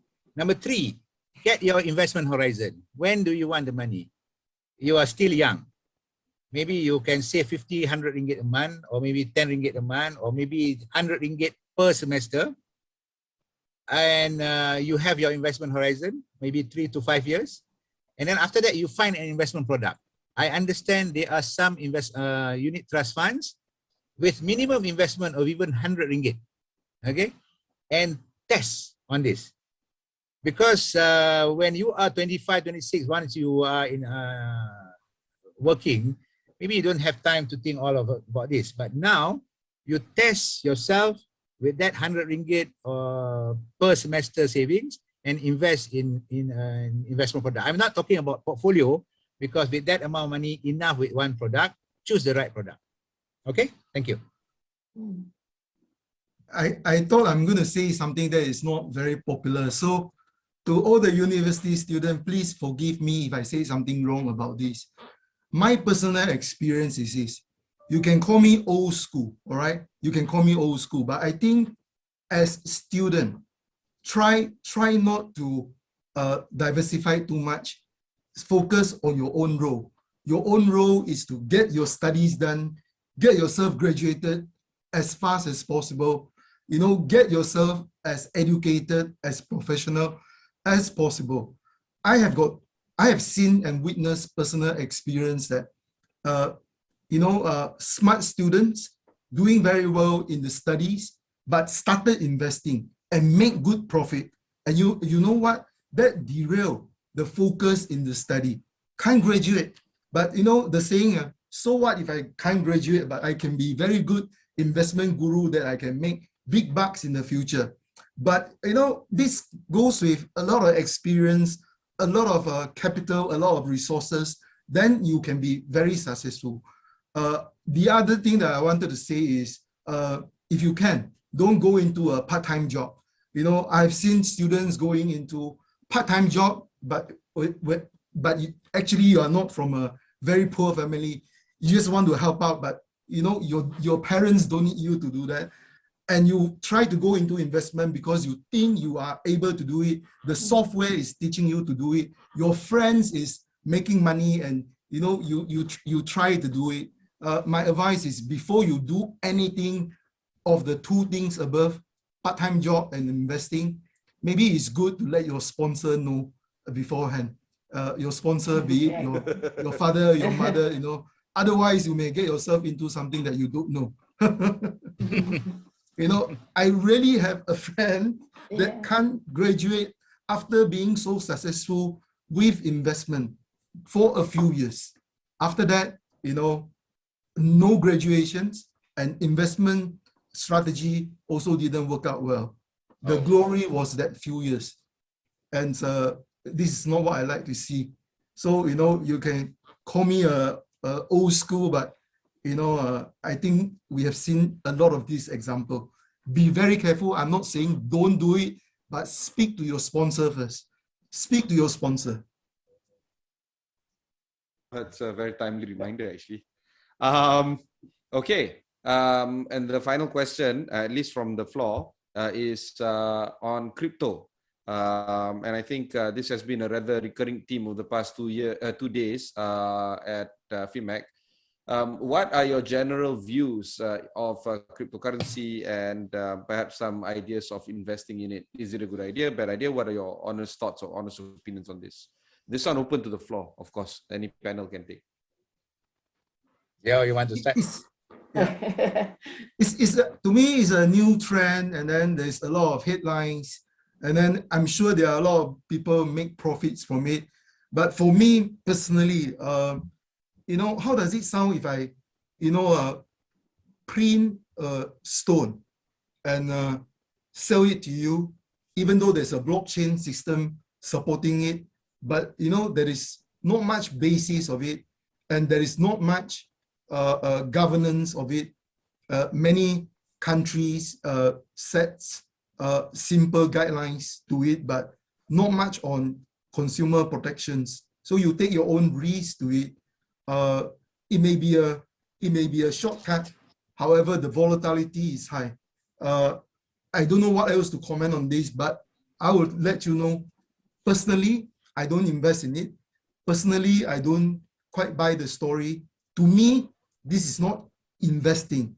At this stage, is speculating to me. Yeah, all right, it's speculating, but I could be very wrong because I don't have a crystal ball. 20 years, 30 years down the road, but we have learned from experience.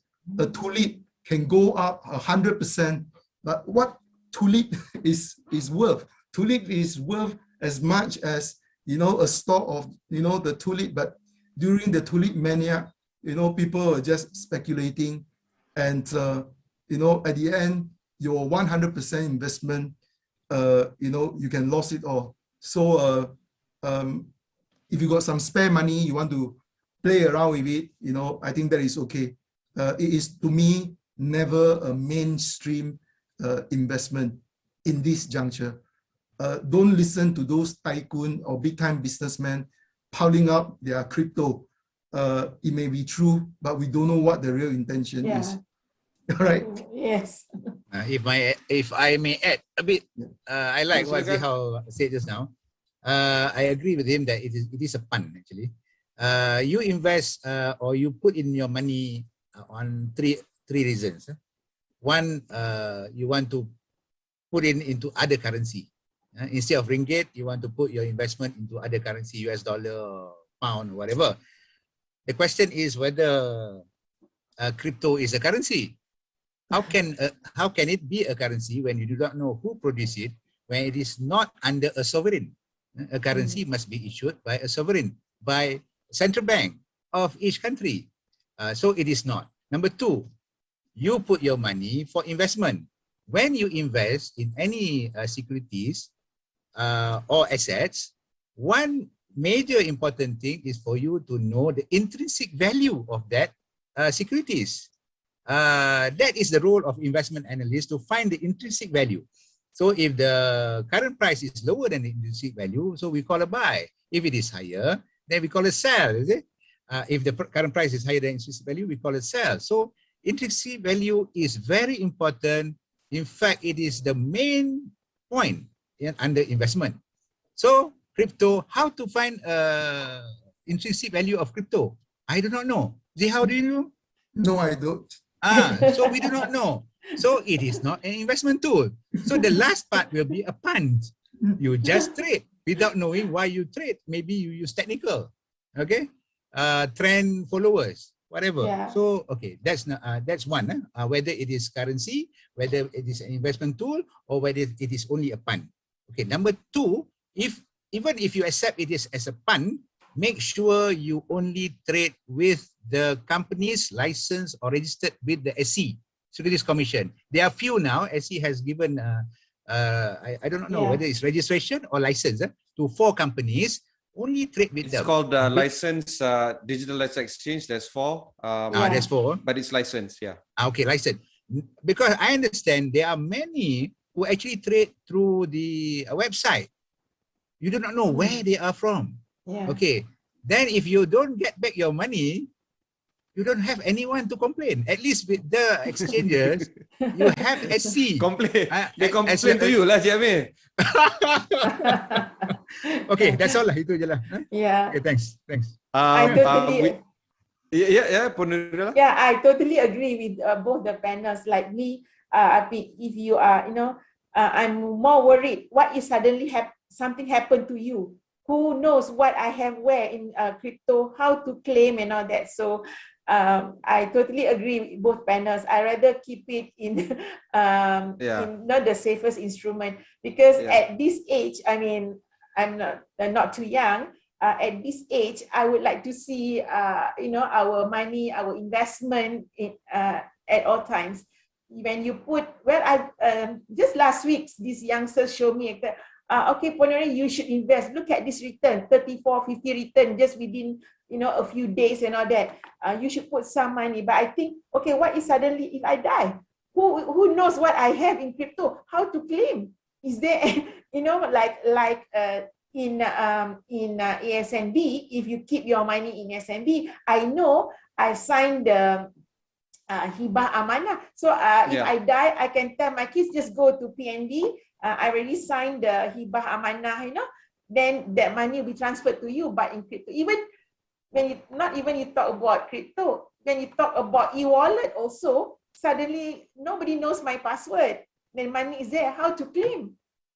So I mean, at this age, I'm thinking how to claim if something happens to me, So that is why, since I thought of that, even in our e-wallets, I don't put so much money there. If something happens to me, it's not easy to claim back, and nobody knows how to claim. This is a very fantastic panel, but we have to draw this conversation to a close. Maybe some short parting words. We'll start with Chami.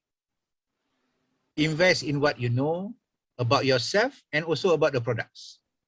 That's all. Very good. Very good. Panurila? I think all of us have to love ourselves. Keep your money to yourself. Let it grow and don't let it go. Zihao? If you are really interested to learn more about investing, I would recommend you learn out behavioral finance as well. Know yourself. Fantastic. Yeah, I think that's a rather key point there.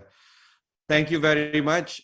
We still have a lot of discussions left, not just for today, but for the next 2 days. But for now, we have to draw this panel to a close. We have a short video for you to enjoy. Thank you very much. Thank you, everyone. Thank you. Thank you.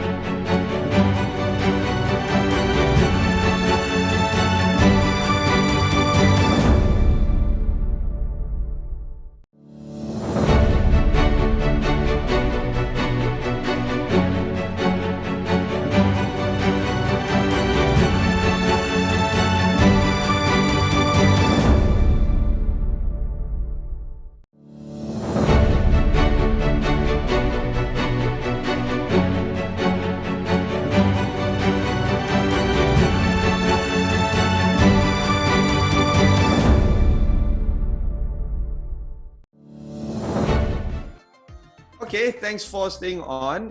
We now have a pop quiz. I don't know whether there's going to be prizes, but I hope you do enjoy the pop quiz. Over to you, Hannah. Welcome everyone to the game session of the Industry Education series. Now, I only have about 10 minutes to do this before we go to break, so I'm going to try to make it fast. The first activity that we're going to be playing during this segment is the pop quiz. The pop quiz is open to everyone except participants of the ongoing Champions League game. We'll talk about the Champions League and its rules a little bit later. For now, let's focus on the pop quiz. In order to join the pop quiz, all you have to do is go on our event platform, look for the Kahoot ID, key that in, and go onto Kahoot. Next, you'll be asked to enter your email address. Make sure you're entering the one that you're currently using because we are going to use that email address to contact you in the event that you win the game and we have to deliver the prize to you, yeah? So it's very important, key in your correct and existing email address. We are not responsible if you do not receive any message from us, yeah? Because that's the only way we're going to be able to contact you. That being said, to win the pop quiz, all you have to do is accumulate the most scores by the end of the game. To accumulate this, you just have to answer the questions correctly within the fastest time, and the winner will take home a brand spanking new smartwatch. Sounds exciting, doesn't it? So please, please, please, if you're not already joining us in the Champions League, please join us in the pop quiz. It's going to be a fun activity.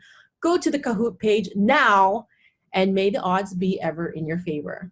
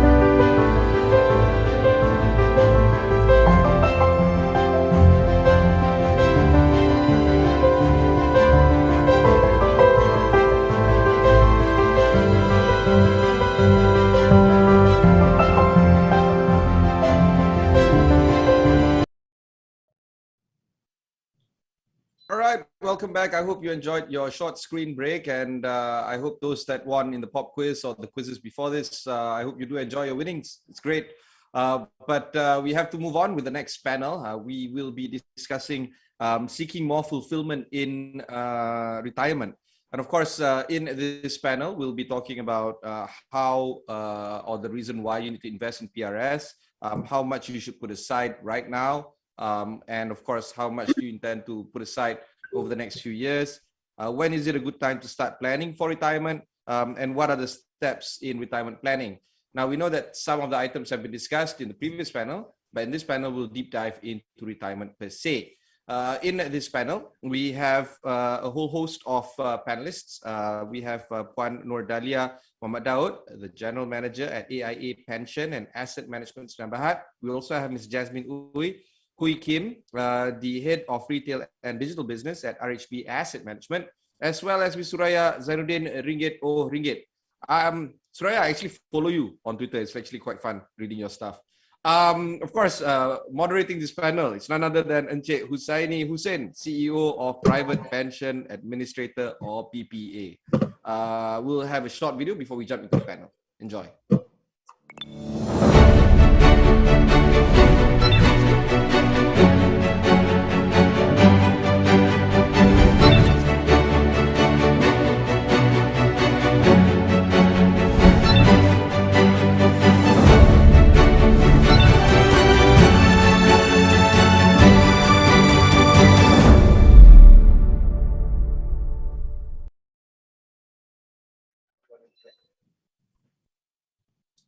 Good morning, selamat pagi dan salam sejahtera.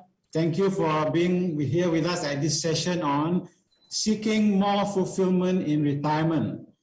It's actually a question mark, it's not a statement. Yeah? So this is part of FIMM Annual Convention 2021.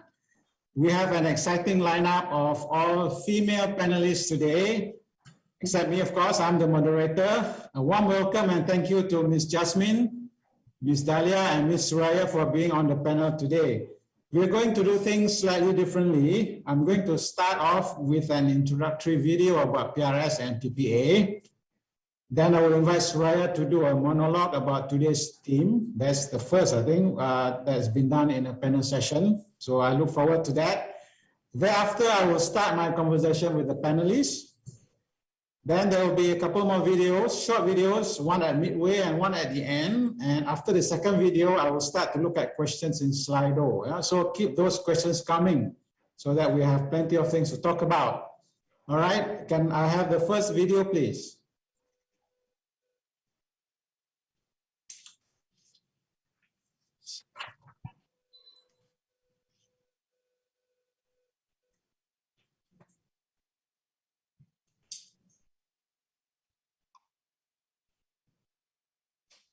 Is the video being played?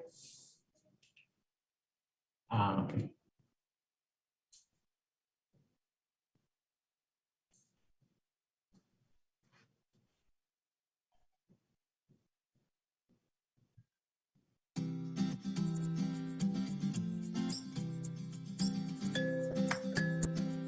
Wow, Hasrul, thinking of a country home already? But your retirement is still a long way. Yes, it's important to have adequate savings for my retirement.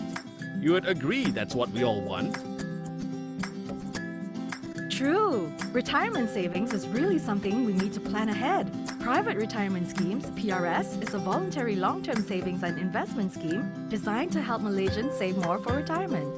There are several key components under the regulatory framework, as stated on the website of Private Pension Administrator Malaysia, PPA. Yes, there's a proper segregation of roles and responsibilities of all key parties in the PRS industry. Securities Commission Malaysia SC is empowered by the Capital Markets and Services Act 2007 to develop and regulate the PRS industry. PPA is the central administrator for the PRS industry. PPA protects PRS members' interests, provide online access to PRS members' accounts, and educate the public about the importance of retirement readiness. PRS providers are financial institutions that are licensed by SC to offer and manage PRS funds. PRS consultants are individuals representing the PRS providers and distributors to market and distribute the PRS funds. While distributors are either licensed bankers or financial planning firms that represents and distributes from more than one provider's funds. As an added layer of security, each scheme is required to have SC-approved scheme trustee to act as custodian to safeguard your PRS savings. Okay, the regulatory framework for PRS is robust. How can I enroll? You can enroll for a PRS account directly with any of the 8 PRS providers through a PRS distributor or via PPA's PRS online service. Upon enrollment, you will be given a PPA online account where you can view and monitor your PRS savings made with each PRS provider in a single consolidated view. Contribution into your PRS accounts will be maintained in 2 separate sub-accounts. Sub-account A, which holds 70% of your savings, can be withdrawn upon reaching 55 years old, whereas sub-account B, which holds the remaining 30%, can be withdrawn once a year. Starting to plan for our retirement early is a good step and right thing for us to do, isn't it, Raj? Yeah, Lin and Raj. Start small, start now. Easy to remember, kan? You can consult with any of the 8 PRS providers or visit PPA's website for more information.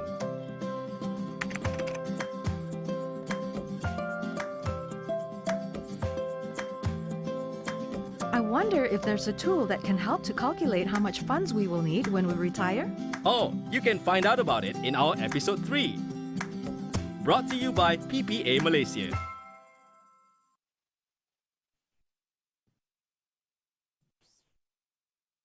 Okay, thank you so much. Hope you have learned something new from the video.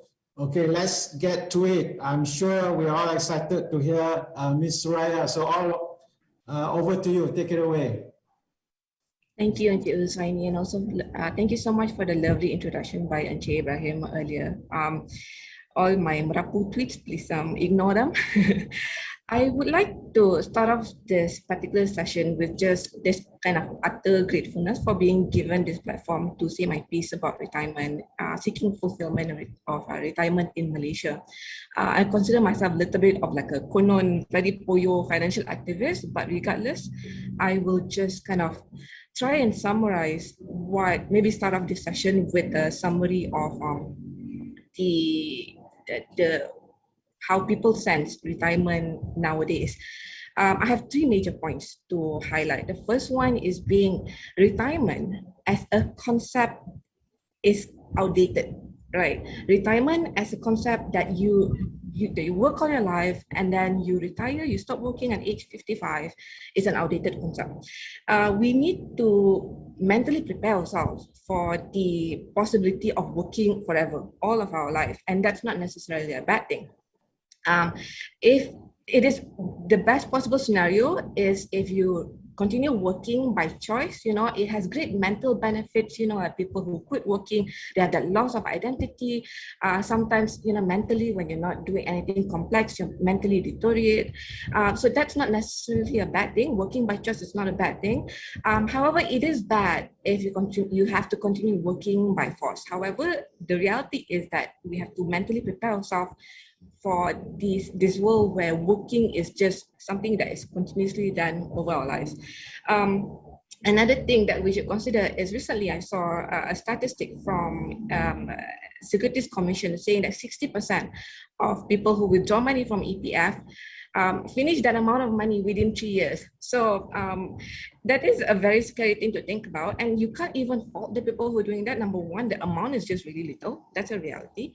And number two is that it is very, very common for parents to spend money on their children. Help them out with education costs, help them out with their first home, perhaps help them out with like whatever kids are up to nowadays, right? And we also have this, we live in a community where we are expected to help out our neighbors, our community, especially during the pandemic, kita jaga kita, right? When we are faced with that situation, it is such simply a neighborly thing to do to help people in need rather than thinking of long-term retirement. So that's number one, working forever. Number two is that when it comes to the importance of retirement, I'm very well aware that the message is always, saving money is important. Saving money is important. And yes, the first level, that's the awareness stage. Very, very, very, very true. However, we also have to acknowledge that people are already saving money. AKPK have done studies where they say that, people are generally saving money. And according to one financial survey done by iMoney recently, and AIA actually, 86% of people already saving money. But even with this 86% of people who are already saving money, only 50% can survive less than 3 months, and 12% cannot survive for even 1 month without an income. So we can see here that the problems are beyond this habit of saving money. The problems are more structural in nature. We're talking about cost of living. We're talking about wealth inequality. We're talking about consumerism culture. We're talking about all this like this culture of borrowing against one's future, BNPL, everything like that coming up right now. And not enough money is not a mere complaint. Department of Statistics Malaysia have said that the mean salary in Malaysia for 2020 for last year is down from 3,224 ringgit down to 2,933 ringgit. And that's not all. The median salary also went down last year. It went down. The median salary is now 2,062 ringgit. Down from 2,449 ringgit in 2019. And when you consider EPS Belanjawanku, the median salary of 2,000 ringgit is barely enough to cover a single person in Klang Valley. So we have to consider about that. The other thing, the third point that I want to make in this monologue of mine is that we have to acknowledge for most people, the message of saving money is not enough. We have to throw out the message of earning income. The 80%, what I've told you just now, the 80% of people who are earning like between 2,000 to 5,000 ringgit per month, the only way that they can save enough money for even including for retirement, the only fighting chance that they have is to earning more money. So we as a part of a society, we have to continue on giving the message that we have to promote this message of like earning money is the solution, not saving money, and also we have to always promote the continuous improvement of social support network, improvement of public facilities, improvement of kids daycare and things like that.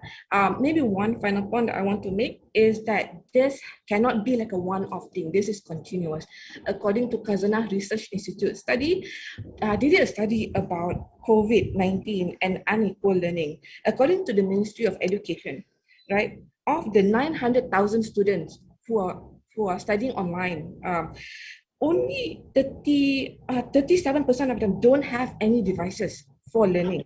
Only between 6 to 9% have a laptop, have a tablet, right? And they have to share it in their household. That's less than 10%. That's people who do not have the ability to learn through online learning. And this is the generation that's going to carry forward in the future and have to somehow fight their way in this very unequal system that we have right now. So I'm going to start off with that. Thank you for listening. I will hand it back over to you, Encik Husaini. All right. So when we hear all those statistics, Suraya, they all sound scary, right? But is there a light at the end of the tunnel for Malaysians? How can we reassure our listeners who are with us here that things will get better, just need to do A, B, C, D? Is it as simple as that? I am an ardent believer of the nudge concept promoted by behavioral economist. Can't remember his name now. It is the belief that holding people accountable, personal responsibility can only do so much. Asking people to learn, asking people to do for themselves, do insurance, do unit trust, save for retirement, do all these things for yourself, do wasiat, do everything else, right?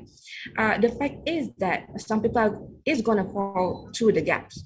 I'm a big believer of the nudge concept, where it is people who are in decision-making processes make decisions, good decisions on their behalf. And it's not that we don't have those systems in place right now, it is just not enough. So one of the examples is EPF, the mandatory contribution from both employees and employers. That's good. That's a great way of ensuring people have at least some sort of cushion, but also at all levels in society. It is also including things like managers promoting promotions, to also increase salaries for their workers, people helping their employees or people they hire to earn more money, more income, and to promote better financial decisions. Ultimately, it sounds idealistic, I'm aware, but we are at this point where we can't afford not to have like these grand ideas floating around so that people can actually act on them. Okay, thank you. I'll let you rest for a while. Let me go to Dahlia first. Okay, just bear with me. I have long questions. Yeah. PRS was launched by the government in July 2012 as a voluntary retirement scheme for Malaysians to save more for their retirement. This is to complement the mandatory scheme that Soraya mentioned just now.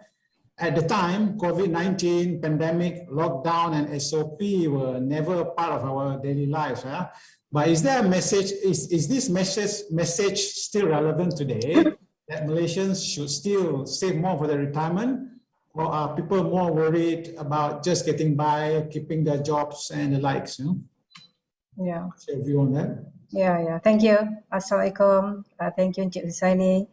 My fellow panelists, Soraya, great to hear from Soraya and Jasmine, right? And hello to the colleague from industry. Okay, regards to the question, first of all, this pandemic is a truly new thing for everyone. Yeah. It's unprecedented crisis for everyone globally. And I think we must agree that there is tremendous impact on all of us, right? Emotionally and financially. You see, if you look at Malaysia, it was highlighted that average monthly household income has decreased. I think about 10% last year, and about 20% or roughly 600,000 households move from M40 to B40 is very concerning, right? So we acknowledge it is a challenge, and a challenge that we recognize, right? But one good thing about it is that it has enforced upon us the importance to have more saving and retirement fund. You see, well, now with pandemic, anything can happen, and everyone need to be prepared and adequately prepared for the future.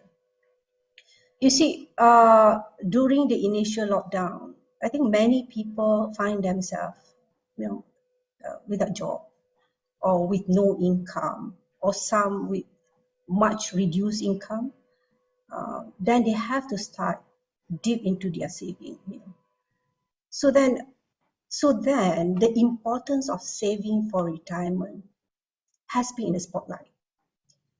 Given this experience that they have to depend on their saving to sustain during this short period, I think about a year or two, right? That we have been in this situation.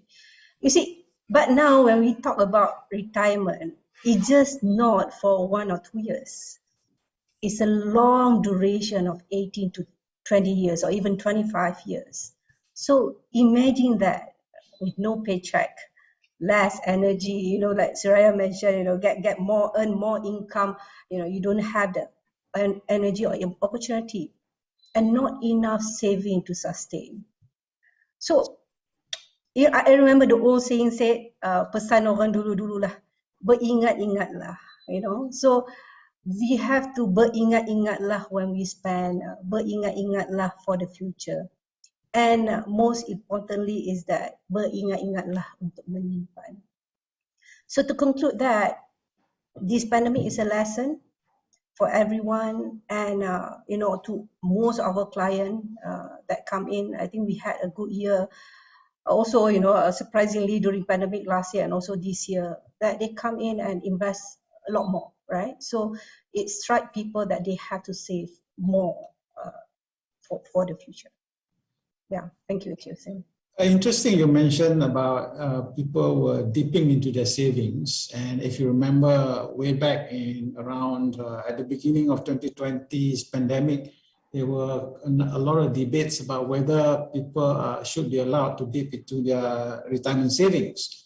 Mm-hmm. things have progressed from there. There were quite a number of initiatives done by the government, but could have, I'm not trying to put you on the spot asking you. Yeah. Sure. But do you think from a financial point of view, there's a different way than dipping into your retirement savings? Okay, now, survival is one thing, right? And how we make up to it. During that, it's a learning, it's something unprecedented, so people are not prepared. So those who are not prepared to have their cash other than EPF, right, is a lesson, right? So it's a lesson that all of us learn, that we have to dip into our retirement. Now, a lesson that we have to add upon, right, going forward and from now on. So yes, it happened. So, but going forward, if similar things happen, or even to prepare for the future, we have to take charge. We have to, self-care, right? Ideal that, Surya mentioned just now, if we have that, comprehensive plan. But then now, since we don't have that, maybe not 100% as what we wish, we have to take charge and start beringat-ingat lah. Right, let me go to the third panelist. Okay, again, a long questions. PRS was designed specifically for retirement savings, yeah. But as you know, there are other products and schemes out there that Malaysians can choose to park their savings either for long-term or short-term objectives. So what is your message to Malaysians who are planning for the long-term savings, such as for retirement? Hi, good morning, everyone.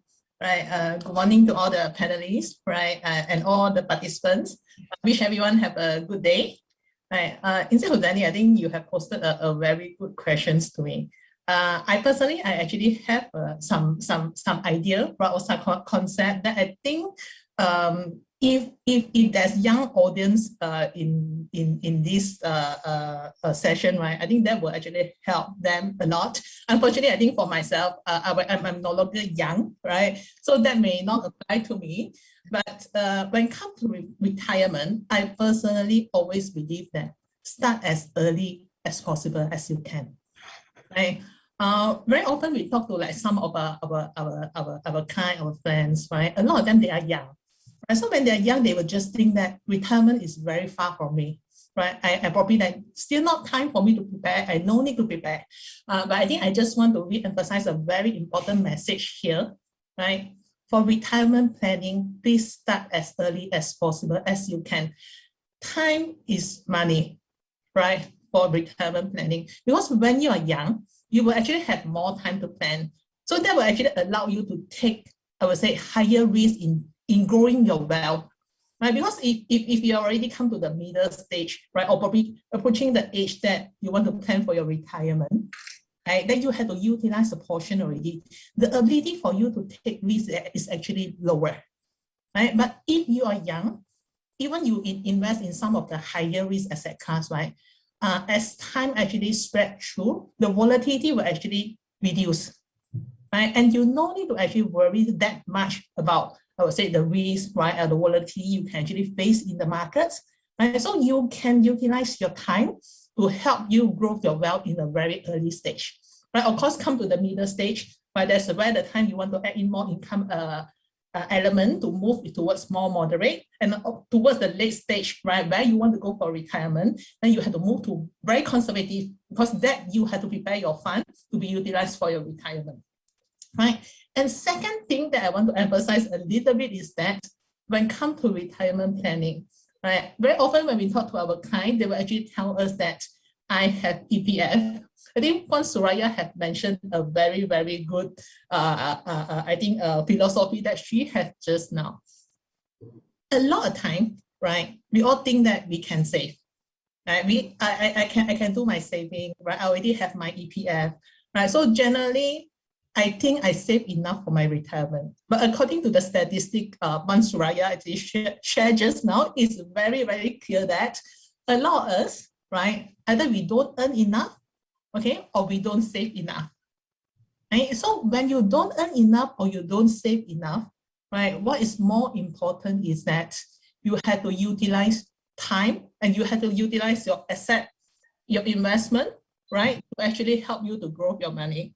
So that's what I emphasized just now. Time is very, very important, and you have to utilize it to the right way, right? And come to the same questions that we all have EPF. But ask ourselves, is the EPF really sufficient?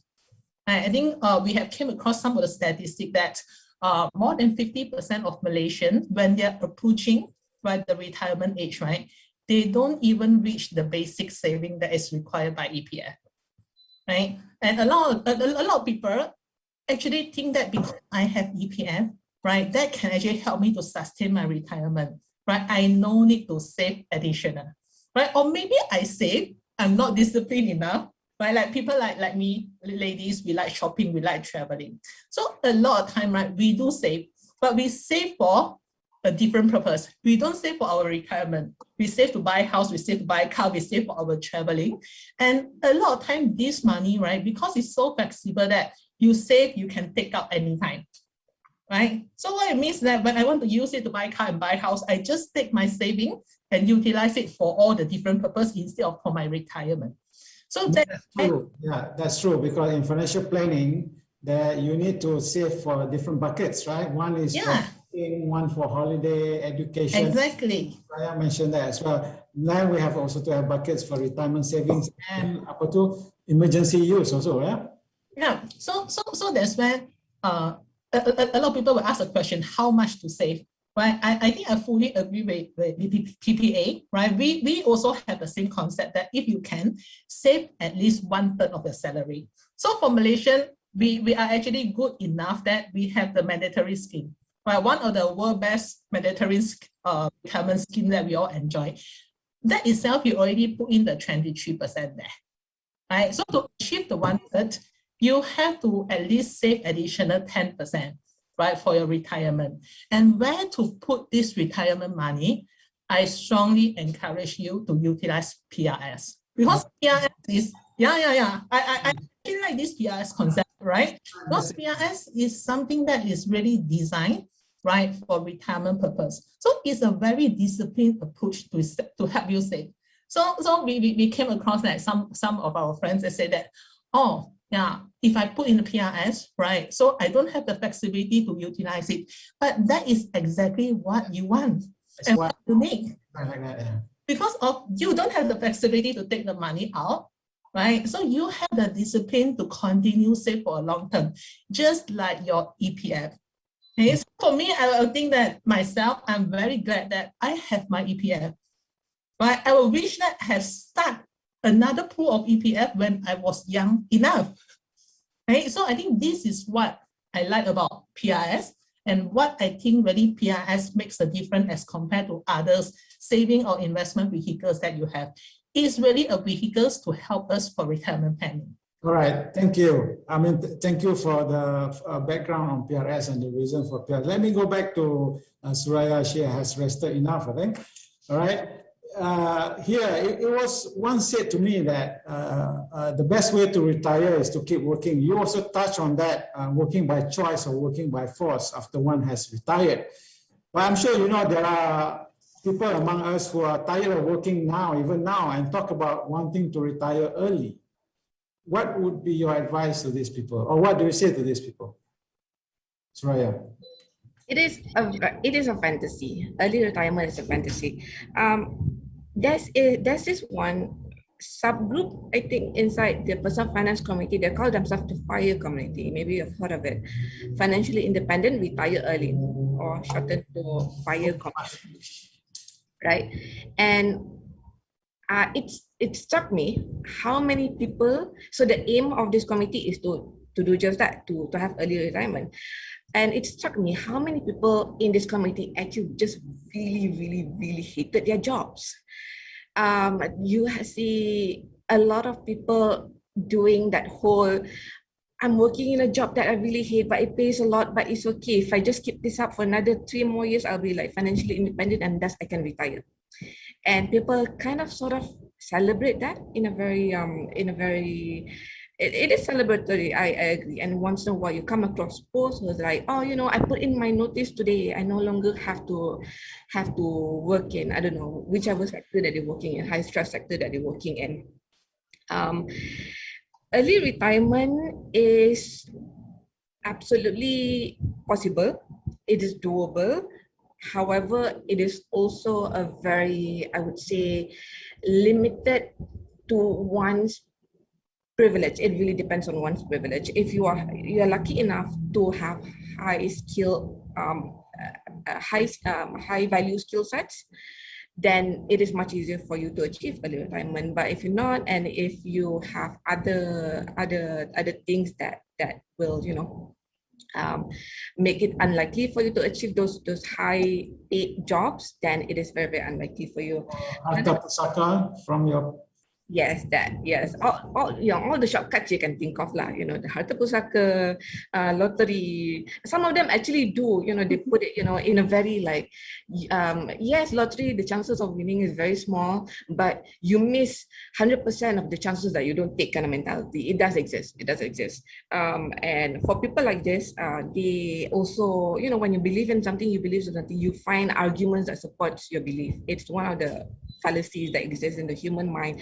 They will say things like, oh, I don't do lottery for that. I know the chances is low, but if I don't enter, then my chances will be zero. And I also do it to feel like a sense of belonging, because all my colleagues are also joining. We do it as an activity together, which you can also kind of understand. Obviously, this doesn't apply to like Muslims, please don't gamble. However, it is very, very true that lottery is a very cultural thing in some aspects of the world. Another thing that I want to point out about early retirement is that many of them is actually kind of only doable considering lifestyle choices that not everyone can make. Lifestyle number one, being child-free by choice. Lifestyle number two, moving to a country where the cost of living is extremely low. So you see all of this posts about that, all this matale, moving to Southeast Asia, for example, and living there because cost of living is low. So not everyone can do that. However, I also have to point out there are sub communities like in the fire community where they call themselves fat fire, who are people who wants to achieve early retirement with a way bigger nest than the average person reaching early retirement. So that's what I have to say about the community lah. All right, thank you.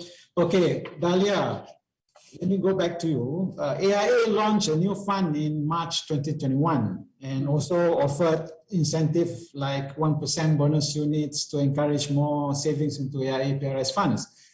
But throughout 2020-21, which are the pandemic years, AIA was the only provider who introduced a new fund. Also, it was the first time a new fund was launched by AIA since you first came on board in mid-2013. So what's the rationale behind that? I guess pandemic didn't factor into your planning, or you see something there? Okay, thank you, Encik Husaini. Okay, it's actually APAN AIA. It's our vision to be the preeminent pension asset management partner in Malaysia by providing a leading wealth accumulation solution. So during this time, a prolonged low interest rate environment, our campaign, how we design a campaign, including the 1% bonus unit, as you mentioned, is to drive more long-term retirement wealth accumulation among Malaysians. And the rationale of launching the new fund is actually the Global Islamic Growth Fund, is to offer to our client, potential client, a diversified portfolio in global equity and a long-term capital acquisition. So then we time, as you see, we time when we should go into the market, or when should we introduce new strategy to the client, existing and also potential client. And then it is actually the first time AIA PRS or APAN focus on developed market, emerging market, Asia as Japan, and to be a Sharia compliant as well. It's a lot of combination over that. And why we launch it during pandemic time? I think we see opportunity. Being a Sharia compliance fund is that we are focusing to a certain industry, emphasis towards healthcare, technology, and some new economy that works well. And we see tremendous growth and acceptance during this period of pandemic. But it worked well. The performance has been great. Year to date, we clocked in a very good, great performance. I think we are charting in that category as leading, in the growth, Islamic growth area, and we make a lot of our investors happy. And I think the appetites. I mean, there's strong appetites for Islamic funds. There's strong appetite. I think that fund has been one of our best-selling fund for this year since the launch, and it keep on going, right? So we introduce strategy when we think it's a good time, and we continue to drive incentive to motivate Malaysia to invest more for long term. Thank you. Ms. Jasmine, taking from where you stopped just now about investing or saving in PRS, some people find quite mind-boggling to start a PRS. I think Ms. Raya has a whole blog about that as well. Like there are 8 providers and up to 55, 56 funds, Islamic, conventional and all that.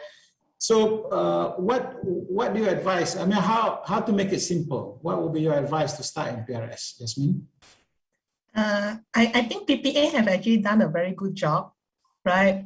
With a website that have equipped with all the information. So I think for the general audience who really don't know about PRS much, right, and don't know much info about each of the providers and also the funds that is available, right? I would strongly suggest you go to PPA website, because PPA website have actually tell you very clearly about what PRS is all about, right? How PRS works, and also they have included all the providers there, right? Where you can actually browse all the funds that is available under each providers and also their performance. So, and also at the same time, right? PPA have also made PRS investment, I would say, seamless through the online portal. So you can basically invest in PRS, right, by going through the PPS online website, right? So I would think that is the first thing I would recommend those people who don't really know much about PRS at this point in time, but want to have more detailed information about PRS to do. Right? There's a lot of providers that give different schemes, different funds that invest in different regions, right? So probably from there you can find more information and choose the one that you think best suit the investment objective that you have. Yeah. How about RSB? You haven't launched any fund since you started in PRS way back in October, November 2012. Any fund coming soon? Yeah, at the moment we actually have 5 funds. We have the 3 core offering and we have 2 Islamic non-core offering. In fact, we have not launched new fund for many years. Yeah, as you rightly pointed out, and we just woke up recently, right? So in fact, this week itself, this Monday, we had just introduced a new fund, right, for PRS non-core selection into the market. So this is actually a fund of funds. All the selection we had previously, right, are very Malaysia centric, right? So we also acknowledge that as investors is actually seeking out to diversify their investments, we have to give, I would say, more selection to our investors. So we have launched this fund of funds called IHB, Allocator Fund, right? So it basically invests in the pool of Islamic funds that we have in IHB Asset Management and IHB is Islamic International Asset Management that have quite a decent performance track record, right, over the past few years. And it covers, in the geographical range, it basically covers global equities, right? It covers Asia equities, it covers China, right? And also it covers domestic market and also the fixed income as well. So it's quite a dynamic asset allocation. So our fund managers, because what we noticed that at the moment, a lot of funds, right, it's basically very geographical centric, either in one area, either Malaysia, global, or Asia, right? So for diversification purpose, especially for coming to PRS, I think diversification is something also very important for investors to consider over time, right? Because it's a long-term investment, and that is why we actually make this fund available, right? So that by investing into this one fund, you can have a diversification in terms of every key markets in the world. Yeah. That sounds interesting. Can't wait for the launch. Yeah. Yeah, already launched. So you can actually go to PPA, right? You can go to IHB Asset Management Customer Service or any IHB bank branches to ask for more information. So I'll think about that. Okay. Thank you. It's time to take a short break. Let's go to the next video for a message from PPA. Can I have the next video, please?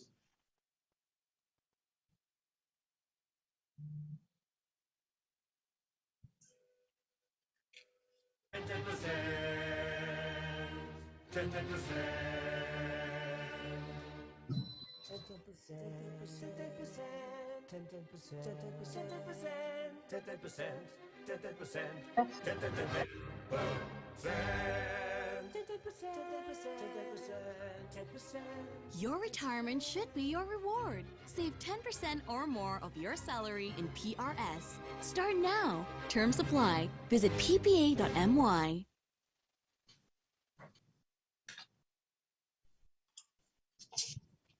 Thank you. There you go. Save an additional 10% of your salary into PRS. Essentially, we always advocate make it a habit. Like for example, when it's deducted and when your salary is deducted from mandatory scheme, you also do similar for the voluntary scheme. Yeah. Okay. Suraya, you talk about consumerism in your monologue just now. You know, consumerism is about the pleasure of spending. So with unrestrained spending, especially on credit card, there will come a time when you have debt problem. So what's when you have that problem, you don't have enough to extra to save for retirement. So how do you, again, what do you say to these people who can't stop looking at iPhone 13, for example, now iPod 7, I don't remember what they are now, but yeah, iPod 13, I know, yeah. iPhone 13, sorry. Okay, what's your message? Thank you for the question. I just want to quickly to echo what Ms. Jasmine said about the PPA website being very good. It is very good, so I want just to commend the PPA team for doing a wonderful job in putting all the information. I find it very easy to navigate. But going back to the question about that, oh, this is a hard one. I have a very strong opinion about iPhone. iPhone lasts long and it has great resale value. It is one of the best investment in technology that a person can make. Therefore, like shaming someone for owning good quality pieces of equipment is something that I personally try and reduce. I can't possibly eliminate it, but I can reduce. But it is true that someone who keeps their, we're not talking about the subset of population who like changes their gadgets every single year. We're talking about the average user who's using it for a very long time, 5 years or more. But with the attitude about that is something that is very, very, how do you say? Let me just mention a story. The other day, I went to EPF Facebook page and they were talking about, they were giving, like a really nice illustration differentiating between good debt and bad debt. And EPF got attacked by netizens. People are saying, why are you keeping my money away from me? Of course, it's in Malay. Majority was in Malay. Like give us back like 10,000 ringgit of our money. Give us back 20,000 ringgit of our money. And I'm just there reading like, wow. It's not that people don't want to hear advice. It's not that people don't think that EPF is not doing a good job or anything like that. It's just who says the message matters, right? Who says that you should save? Who says that don't get into that matters? People are more likely to hear from their own peers rather than this very general, I guess, top-down advice, especially from people who are very well off, telling them that they should save money. They get very, for lack of a better word, they get very frustrated, they get very angry, and we know it's for a good reason. Immediate needs are more important than long-term needs. It is simply a factor of our life right now. But another thing that we have to remember is that the attitude towards that is very different. People who are lucky enough to have been born to like a good upbringing, not good upbringing, but like parents who I learned my financial management from my parents, and I've been lucky enough, the importance of savings and all of that. But some people are born to families where like it's very usual for them to finance their lifestyle with debt. Oh, don't have money, just use your credit card. And these are advice that are given to them from their parents, given to them by their immediate friends. Oh, you don't have money to buy that car, just take a personal loan. That is given out as advice. So instead of thinking like, why do people get into debt so much, we have to think about what are the situations that encourages their peers or their trusted ones to believe that debt is an instrument that is as freely used to purchase consumption in daily life. For many people, and this I've heard about when I was chatting with personnel from AKPK, for many people who were not brought up with financial values from their parents or immediate friends, right? Your environment makes your personal attitude towards money. Their moment of clarity comes when they can no longer hide or tweak their debt situation. So the moments when like they are forced to bank, the bank says that we're going to lelong your car, we're going to lelong your house, then they're forced to do something about it. Then they're going to go to the AKPK hopefully and do something about it. But before then, they will keep on, okay, let's get a personal loan in order to pay my car, in order to pay my house. That's very, very usual. And we all know about the debt spiral, but some people are not aware of things like that. We have to know that even BNM, I think a few years ago, they came out with a statement saying some financial products are unnecessarily complicated. And jargons, for the sake of, it is true that jargons are used to be in the most precise way possible, but in doing the jargon, we are eliminating complete subsets of the society that do not understand them and do not know what to do with the information. So with the people who, going back to the original question, which is what do these people who are in debt already doing? These are not the people who you should tell, please save more money. They're just going to be angry at you. You don't say save more money to them. Instead, I personally believe that for these types of community, we should be able to help them find alternatives or help them point out alternative lifestyles that actually do not require much money in order to survive, because that is, again, the reality of the situation.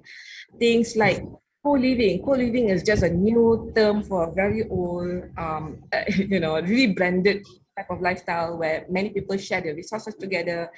The whole kampung living and communal living being a very active part of the community where they all kind of like help each other.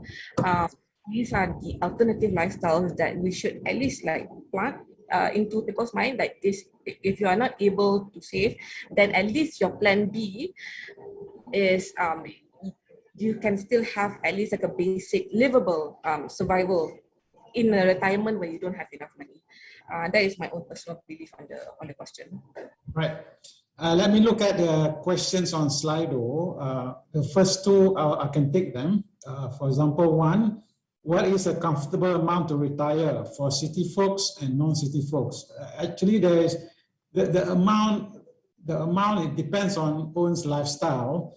And I think Ms. Roy also mentioned about EPF Belanjawanku. That's one source where you can go, or you can go to PPA website where we have a retirement calculator that can pretty much give you an estimate of how much you need. But essentially, it's all about what is your lifestyle now and what is comfortable. So if you don't have enough, that means you have to look at you need to take a hard thinking about whether you need to adjust your lifestyles or change the way you spend and things like that. Yeah? Okay, next one. There's a question about some disappeared. Okay, I have one for Suraya. Agree with Suraya that retirement is an outdated concept as we are healthier and living longer. But what is the solution? Okay, recently I read this really good book. I posted it on my Instagram, I believe. this one guy from the UK, he did an experiment where for 1 whole year, he didn't use any money. And he explored basically alternative lifestyle. And it is not a solution for someone who still wants to participate in modern life. However, it is a solution for someone who have no other choices, right? This person basically found himself, he lived in a van on a farm where he worked in exchange for some necessities, not money. He didn't accept money. He planted, he foraged, he performed services in exchange for like running water and things like that. And we may have to rethink whether or not we are able, for someone who are not able to participate in modern life in the how it's visualized in modern media, in TV, right? This might be the reality that the only option left for you. However, in Malaysia's events, we don't have to get into that kind of extreme where it's like a literal van, although there's nothing wrong with living with a van. I've done it, it's actually quite comfortable. I have known one person who have moved to a Orang Asli settlement and built a life there after retirement, and he cited financial issues or lack of during that time. So in a very simple way, it is living in a very simple life where your cost of living is almost minimal, and having a very, very strong community where you share resources with each other is the possibly only solution left for people who don't have enough money in retirement. Sorry to be blunt, but I do have to, it is something that people might have to think about. It's a hard decision to make. Yeah, true. Whether you adjust your standard of living or you do something like what you mentioned. Okay, Dahlia, a question for you. Well, I'm giving the question to you, but it's not a question. As your name, yeah. Consultant seems to promote PRS as tax relief tools rather than a scheme to complement EPF. How to encourage PRS consultants to advise clients based on their retirement needs? Okay, is that, yeah. That's the question. Okay. As you know, PRS has always been sold by simply as a tax relief. So how to change the mindset of consultants to say, advise clients on needs? Yeah. Okay, sure. So now, yes, tax relief, that is the sweetener, right? That is the incentive to encourage people to start, right? Among others, you have others also, PTPTN and all that, and a lot more, right? But how to sell is really based on the needs of the people, right? We have to sell based on the goal that they have. What is the retirement lifestyle that they want, right? What is enough for them, right? As a basic, I don't know.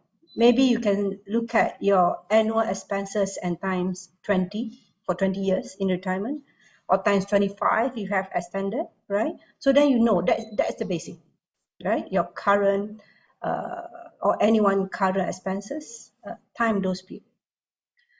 And actually, when you sell it based on goal, needs, right?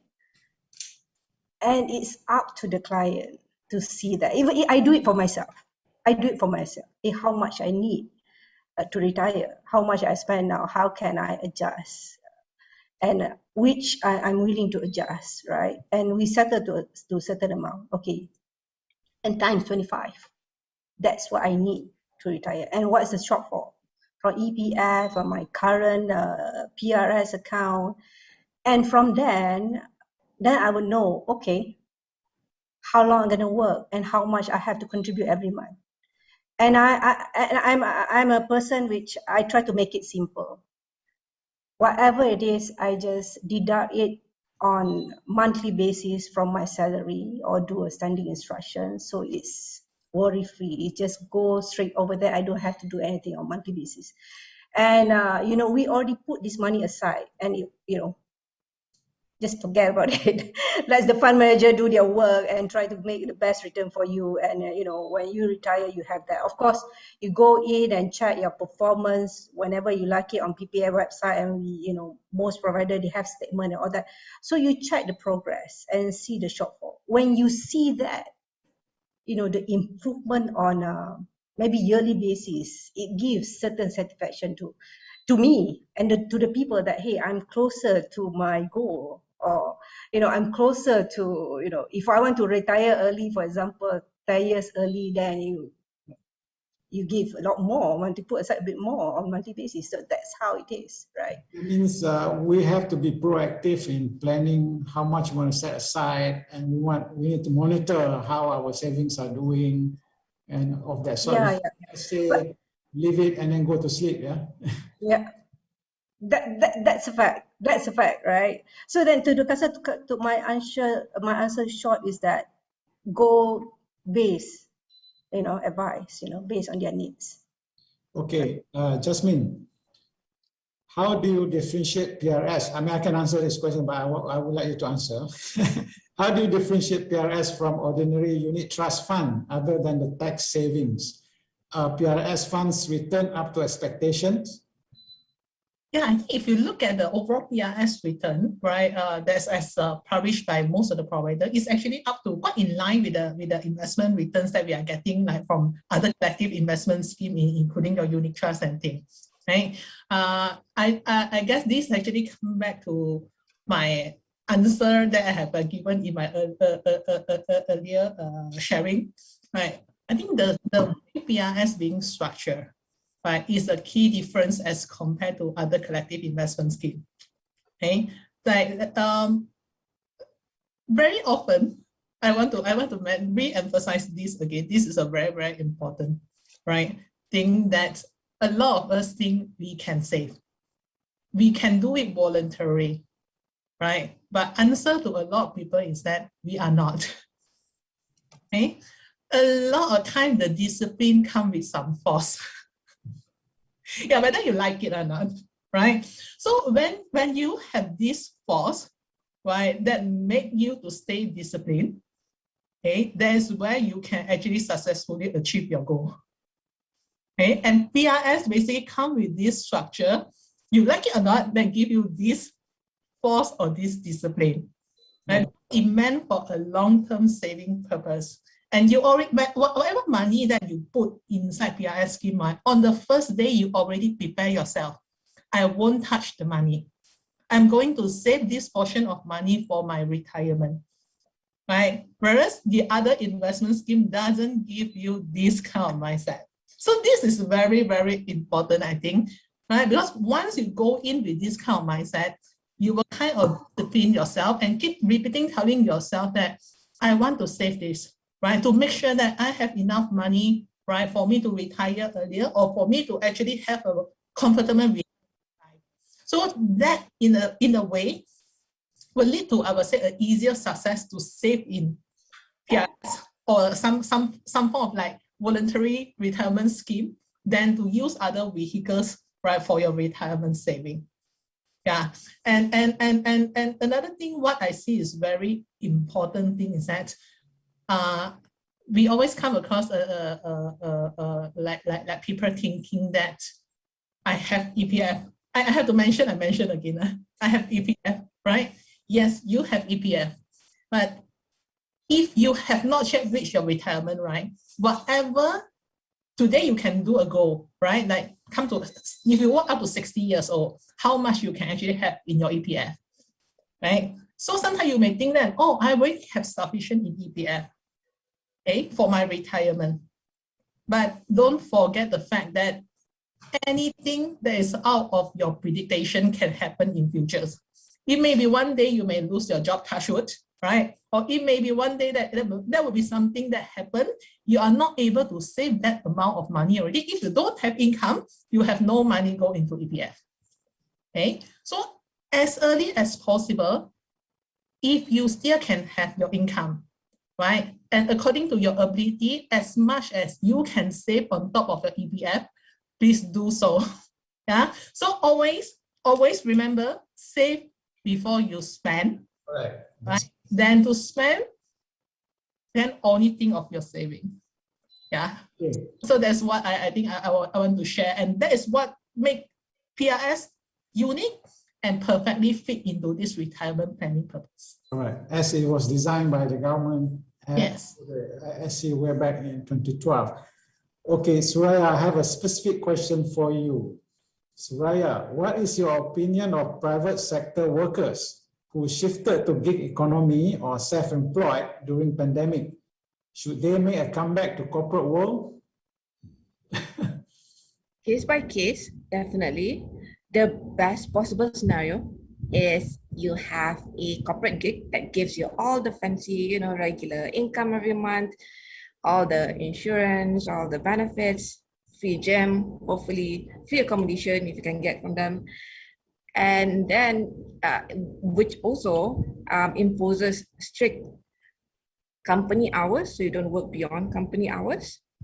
And during your free time, you can use them for your gig economy. That is the best case situation. And I've actually seen the same type of advice being thrown around by multiple people who are in the personal finance industry, basically challenging people to say that you have your income from your full-time job, and then you also have your income from your part-time job. Try to only use the money from your part-time job to sustain your lifestyle, and then use your full income from your full-time job to put towards saving. And this is assuming you are someone who wants it all. You want the nice retirement, you want the annual travel, you want to fully fund all of your children's education, which you should. You want like the best possible insurance. What else do people want? You want your dream car, you want your dream home, right? You want it all. This is the type of setup that you should consider to achieve the lifestyle that you want. Okay, the next question I will take is does government have any plan to promote PRS savings besides tax incentive? Is the tax incentive going to extend? Okay, first of all, when we talk about government, actually for the industry, we work with the Securities Commission, who is the regulator of the capital market, hence the regulator of PRS. So we will essentially, if we look at all other countries that have retirement savings like, voluntary retirement savings schemes like PRS, they all offer tax savings or tax incentive to incentivize and to promote their population to want to put more for their retirement. So the same thing will continue to be promoted or continue to be worked out by the regulator with the industry, because we need to get Malaysians to save more. And since this is voluntary, one of the best way is to offer an incentive such as tax incentive.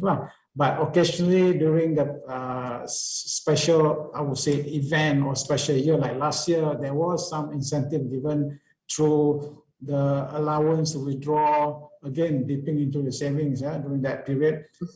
So rest assured, PPA and the industry will continue to work with the regulator to find incentives that the government can agree to announce in the coming, for example, in the coming budgets, goodies and all that. But I think for now, tax relief will continue to stay as is. Will continue as is up to 2025.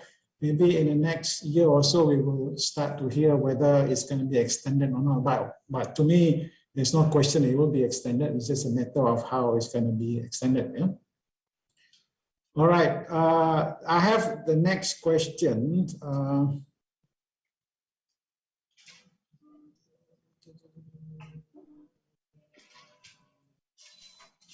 Okay, next question. Retirees need regular income. Why are there no annuities offered with guaranteed income? I don't know who wants to answer. If not, I can answer. Okay. All yours, Encik Husaini. All right. Okay. I think the person may be not to say confusing, but as you know, in retirement world, there are two kind of schemes. One is the defined contributions. The other one is defined benefits. Defined contributions are those who, under the law, we have to contribute a certain amount towards our retirement savings. For defined benefits, for Malaysia, this is applicable to civil servants, and they enjoy pension, meaning they continue to get their income, but usually at a lower percentage because they are no longer working. So I think it's around 70% of their last drawn. So when you talk about guaranteed income, so that is already guaranteed for defined benefits. For defined contributions, what you are depending on whether you are on mandatory or voluntary or in other capital market products, the guarantee may differ. For mandatory contributions, the guarantee is there in terms of you get your principal, you get your minimum dividend every year and so on. But at the moment, there is no plan yet, or rather there is no option yet for annuity. For some of you, annuity is actually an insurance product. Where for the savings that you have, if you opt for annuity, then the savings, the lump sum savings that you have is converted to regular income, which you can get every month. But one thing people may be confused is with that comes the issue, or rather the situation of what if the person dies early? Do you get the savings? I mean, let's say, for example, you sign up for the annuity, which guarantee you, which give you a guaranteed income every month. But 5 years down the road, you pass on. So what happened to that? So this is something that is still being looked at, and we hope to hear something of that sort offered under the mandatory, but I'm not sure what's the plan. But for other savings that you have, you can talk to your insurance agents and ask about annuity product. It's all there already. Just that you may need to understand how it's offered and what's the upside and downside. Okay, since we are still looking at this question, let me go this question as well. Jasmine, I guess, where can I get unbiased advice on my retirement planning and PRS, such as robo-advice, online consultation, and so on? Unbiased advice. Or talk about robo-advice. What's the trend in the market now with robo-advice? Actually, we have been seeing like quite a number of, I would say, digital investment license that is being issued, right? Even in the Malaysia market, there's a few operators, right, that is already working. So most of this is actually algorithm based, right? So they typically use a robot to analyze the market data, right, and come up with the investment recommendation and decisions. So from that perspective, you may say it's unbiased, right? Because what they do is that they actually gather all the data, right, from the markets, and instead of human, it's a machine that is doing all the reading and analysis and recommendation from you, right? So that is one of the way that you can actually have. And I think in the market there's also a lot of financial I would say planners that is available. So a lot of these financial planners, right, they don't really like attach to a single companies or single products, I would say entities, right? So they typically they will actually do through all the financial planning. They will review, right, all your financial situations, right? Then they will give advice according to their findings, right, on what can be the best solutions for you in terms of investment, and even in terms of all your other financial plannings. I think that is another channel that you can actually look for. Yeah. Okay, thanks. Dalia, again, this question I can answer, but I would like to ask you. People put 3,000 to get tax relief, not more, for the one control, do not want to be locked in. Okay. Okay, people put 3,000 for tax relief. They don't want to put more because it's locked in till retirement age. I'm talking about PRS here. Why most people think this way? What caused this? Why do people only want to put 3,000? You talk about goal and all that, right? Yeah. I think for a start, if they start with 3,000 ringgit, it's okay. Because what we want to do is that to have the habit of investment, the habit of saving for retirement. I think it's fine, 3,000 ringgit is fine, right? But they have to evolve from that, from just 3,000 ringgit to something that into the amount that contribute to their pool, which what they really need when they retire. I think that is the whole purpose of this, right? So that they have enough for retirement. So I think it's fine to start with 3,000 ringgit for now. It's locked, yes, it's locked for their benefit. It's designed that way, so it's still there. You see, PRS is designed that way. It's not like any other investment. It's not a cookie jar investment where you can take it out whenever you want to buy iPhone 13, for example, right? Then if it's accessible, people tend to take it out because, well, iPhone 13, well, or the new AirPod, well, right? But if it's locked, just like our EPF, it's going to be there for you when you at the age where you cannot work, you have less energy and all that. So we want to make sure that the money stays. So it's locked, fine. Do it, even 3,000 ringgit for now, it's fine. Create that habit. Yeah, people also say that fine if you're just going to come 3,000, but there is like 1 foot through the door. Exactly.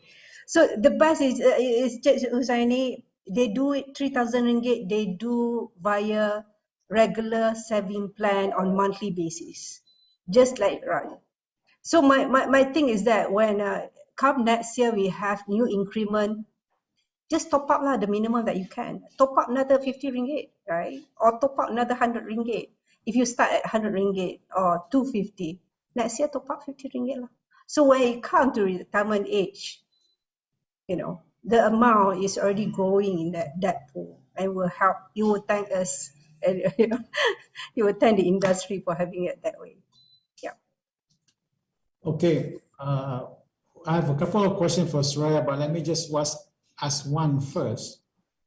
This can be quite controversial. Our weakness in ringgit contributes to the high living standard indirectly. Yes, right? So they're asking, what do you think our government can do? Weakness in ringgit contributes to high living standard, which I think translates to not enough saving for retirement. Understand. There's this thing that we share to each other, which is control what you can and plan for what you can, but there are things that are beyond your control, and the economy is one of it. It consists of too many moving parts. Sure, things can be better. Government can do this policy, government can do that policy. The geopolitical situation, China can do this, or I don't know, whichever country can do that. However, it is out of your control. The only thing that you can control is your contribution towards your own savings and your own retirements. And the same answer applies to everything else that is beyond your control. For example, the government should do this or the government should do that. Same answer applies. I want to maybe address this, wanting answers to these questions is not a bad thing. I guess all of us are seeking for a sense of control, try and take back our control, especially during and after the pandemic, where all of us feel that kind of helplessness over what's happening over the world. People are dying, people are sick, people dead, basically. And wanting to gain back their control kind of translate into many types of behaviors. Some people, they get more into some people channel that into more productive ways, for example, improving their income or career, but some other people might not be as likely to be in a mental health, which they may get fixated into different things. So again, I want to just say that control what you can, let go of what you can't, just only control what you can control, which is your own situation. And it is through your own situation, it is through your own setting by example that you can hopefully contribute to a better environment for everyone else. So don't worry too much about the economy. Obviously, you know, like still the whole activism part, you know, ask the government to do better. They should. They're using our tax money. Definitely ask them. But spend 5 minutes being angry and that's it. And then you go back to your work, do your own thing. Just don't spend too long being angry, because that energy can be better channeled in better ways. That's a very good advice. I agree. Only control what you want and don't be angry all the time. Okay. Another short question for Soraya. Do you plan on being certified financial advisor / planner? Yes, please pray for me. Final module, last one to go. Oh, you are on track. Okay, great. Okay, let me come back to Dahlia. My questions. We at PPA felt encouraged when we saw 2020 industry data in terms of new enrollment in PRS and the amount of contributions made into PRS that year. 2020 data was better than 2019, which was not a pandemic year, as we all know. And so far, we are seeing 2021 to also be a better year compared to 2020. So has the pandemic not impacted Malaysians to want to save into PRS? I think your funds and your bonus units all may contribute to that. I mean, some incentives thrown in by the providers. So what do you think? Why are we seeing a better growth in PRS during the pandemic? Yeah. Okay. Thank you, Encik Husaini. First of all, I think the credit must be given to PPA again, you know, for the good job of promoting PRS. I think that I see Encik Husaini everywhere, you know, trying to raise public awareness on PRS on the PPA website and a lot of public engagement during these 2 years, right? And also the service by PPA actually help a lot. You know, they can go to the PPA website to manage the account, you know, online access, you know, on one-stop learning. You know, there's a lot of things that they can do over there and a lot of information. It actually helped to grow the industry and give understanding to the members about the product and also features of PRS. I think that is very good. Thank you so much. Right. So as mentioned earlier, yeah, definitely that's an impact to the industry, you know, from the pandemic. But also this has also highlighted the importance of having more saving, right, and to save adequately. And because it's actually the realization that we should be prepared for any unforeseen event in the future. So I also help that this PRS is a good alternative channel for our second retirement account. So looking at a long-term, more sustainable investment objective. So we also at AIA facing a good growth during these 2 years, right? So in 2020, we contributed around 60%, you know, for total industry sales. And for 2021 year to date, about 21% contribution to industry from AIA alone, right? So, and our AUM also increased over 31% year on year in 2020. So then it's a good year, right? So then, you know, and I think some of the fund, right? Some of the fund is also performing very well. Even our fund itself, for example, our growth fund actually ranking #1 year to date among all core funds, you know, in growth funds. So it's what is pandemic is impact us, and also there's a positive impact. That's positive impact. But one thing is that the travel restriction actually cultivate, you know, the increase in saving. So they used to spend, they used to travel. So now they have this excess money and they put aside for saving.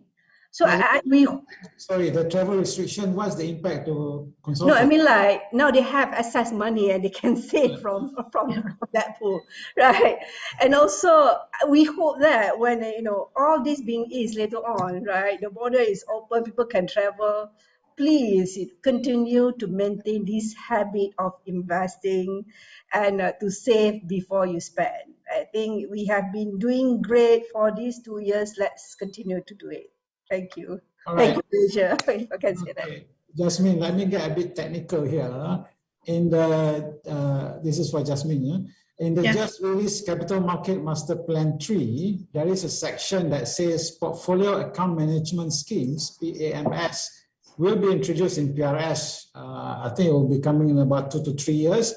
What is portfolio management versus fund management? You talk about fund of funds. Is that portfolio management? You also talk about robo. I think that's what it is based on a certain calculation.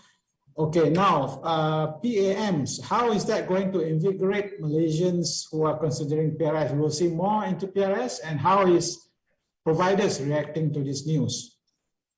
Okay, if you look at the moment, right, all the PRS scheme that is available, we all call it collective investment scheme. Right? When we call collective investment scheme, if I can put it in short, it's a fund that you're investing together with all the other general public, right? And what portfolio management scheme different from the collective investment scheme is that portfolio management, when we say a mandate, right? A portfolio mandate is basically something that tailor-made for you. Right? So this is an investment scheme that is only for you, and you will actually invest directly into the underlying shares or underlying securities.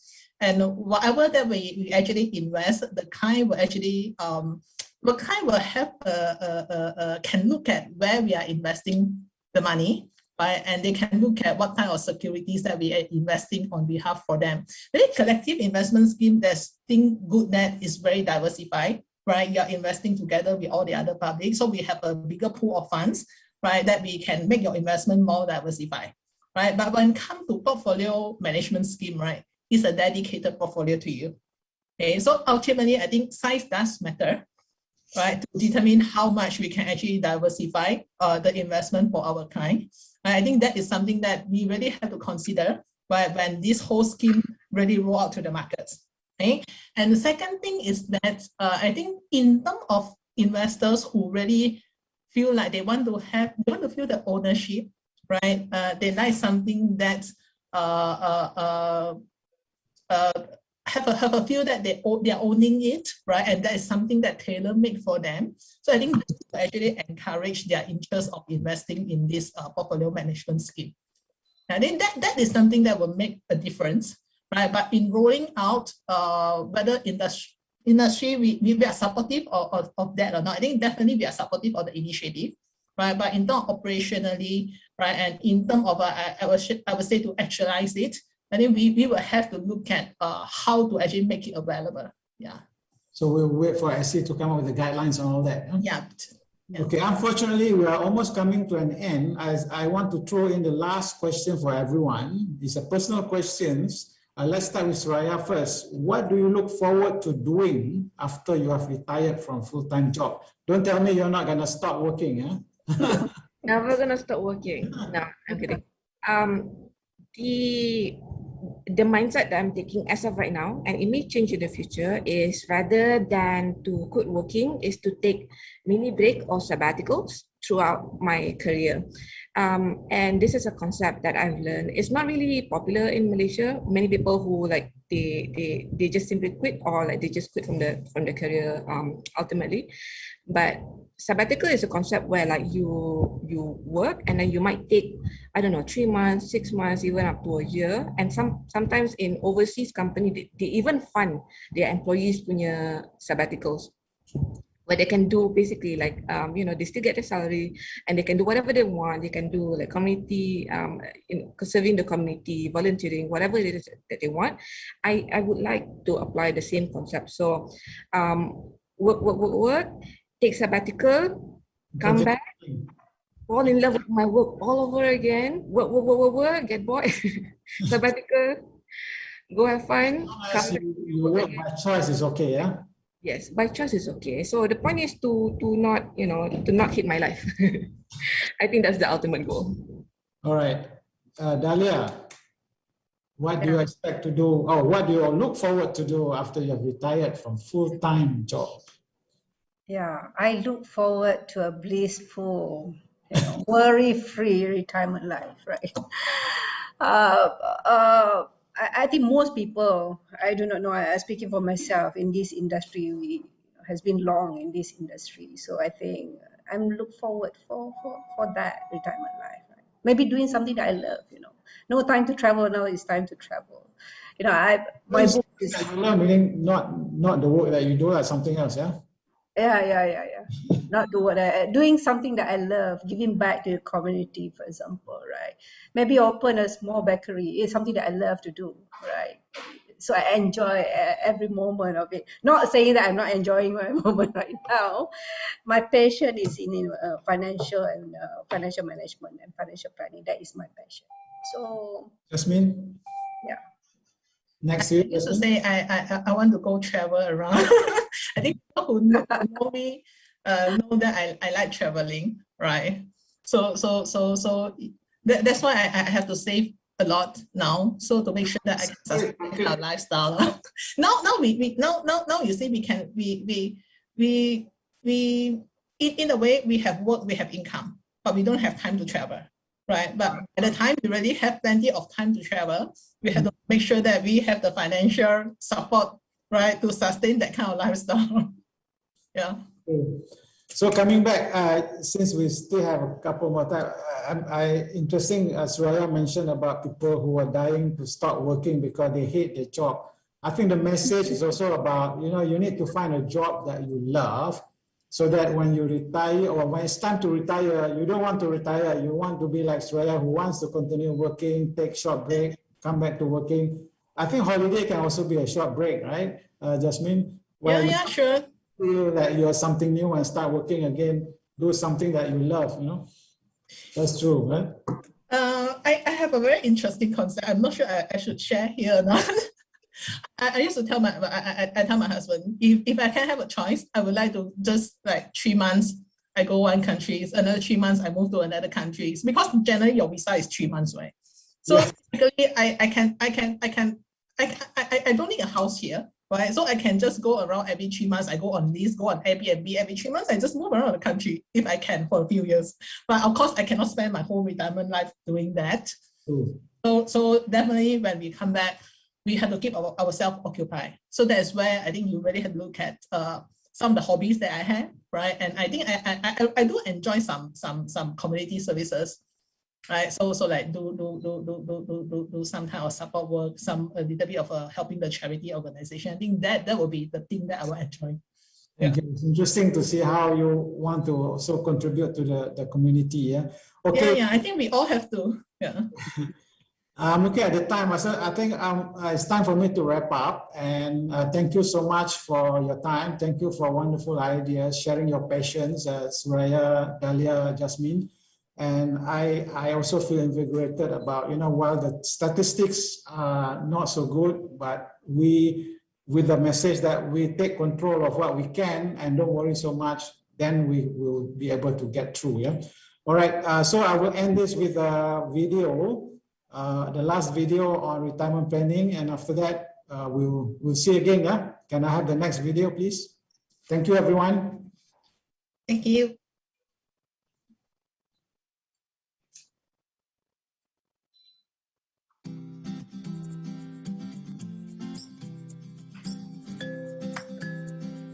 Hey Hasrul, we've been browsing through the website of Private Pension Administrator Malaysia, PPA.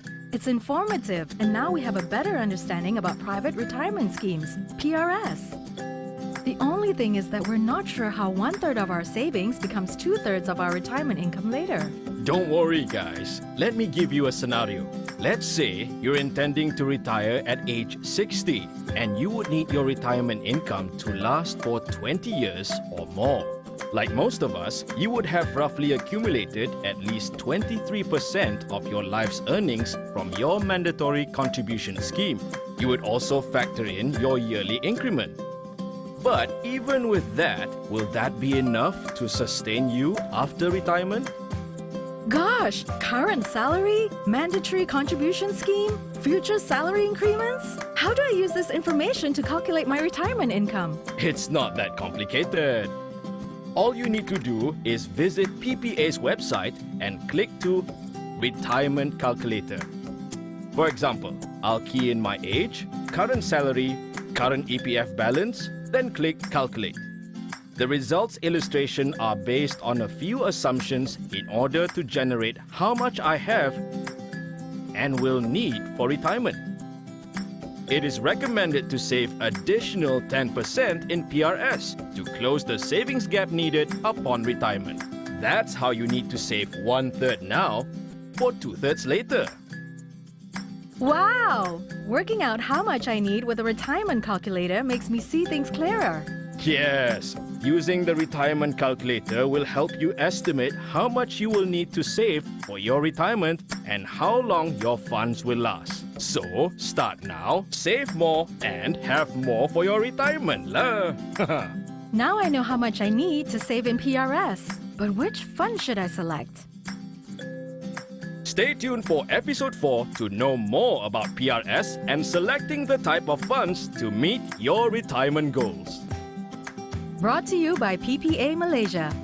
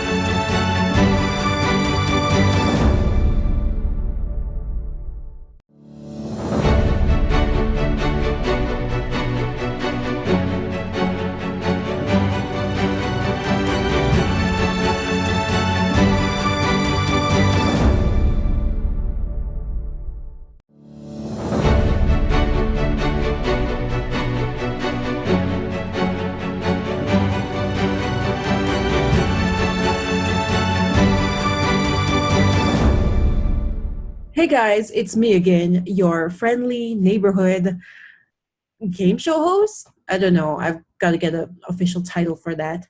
Anyway, in this segment, we're going to be playing 2 activities, the pop quiz as well as our highly anticipated Champions League game. This version for schools, universities, and members of the public. So, for the Champions League, it is only open to those who have already qualified via our qualifying rounds. Whereas the pop quiz is a free-for-all, except those who qualified for the Champions League are not able to also participate in the pop quiz. Kasichan lah, everyone deserves a chance to win something. That being said, before we get into either of those games, I just want to remind you that we are also conducting an ongoing lucky draw competition. In order to participate in the lucky draw, all you have to do is go to our event platform, look for the quiz sheet, fill it up, get all the answers correct, and submit it to us within the deadline. And if you do that, your name will be dropped into a pot where you may be lucky enough to win one of our prizes during the lucky draw. So the lucky draw winners will be announced on Friday, and winners, there will be two of them, will receive a brand new iPad.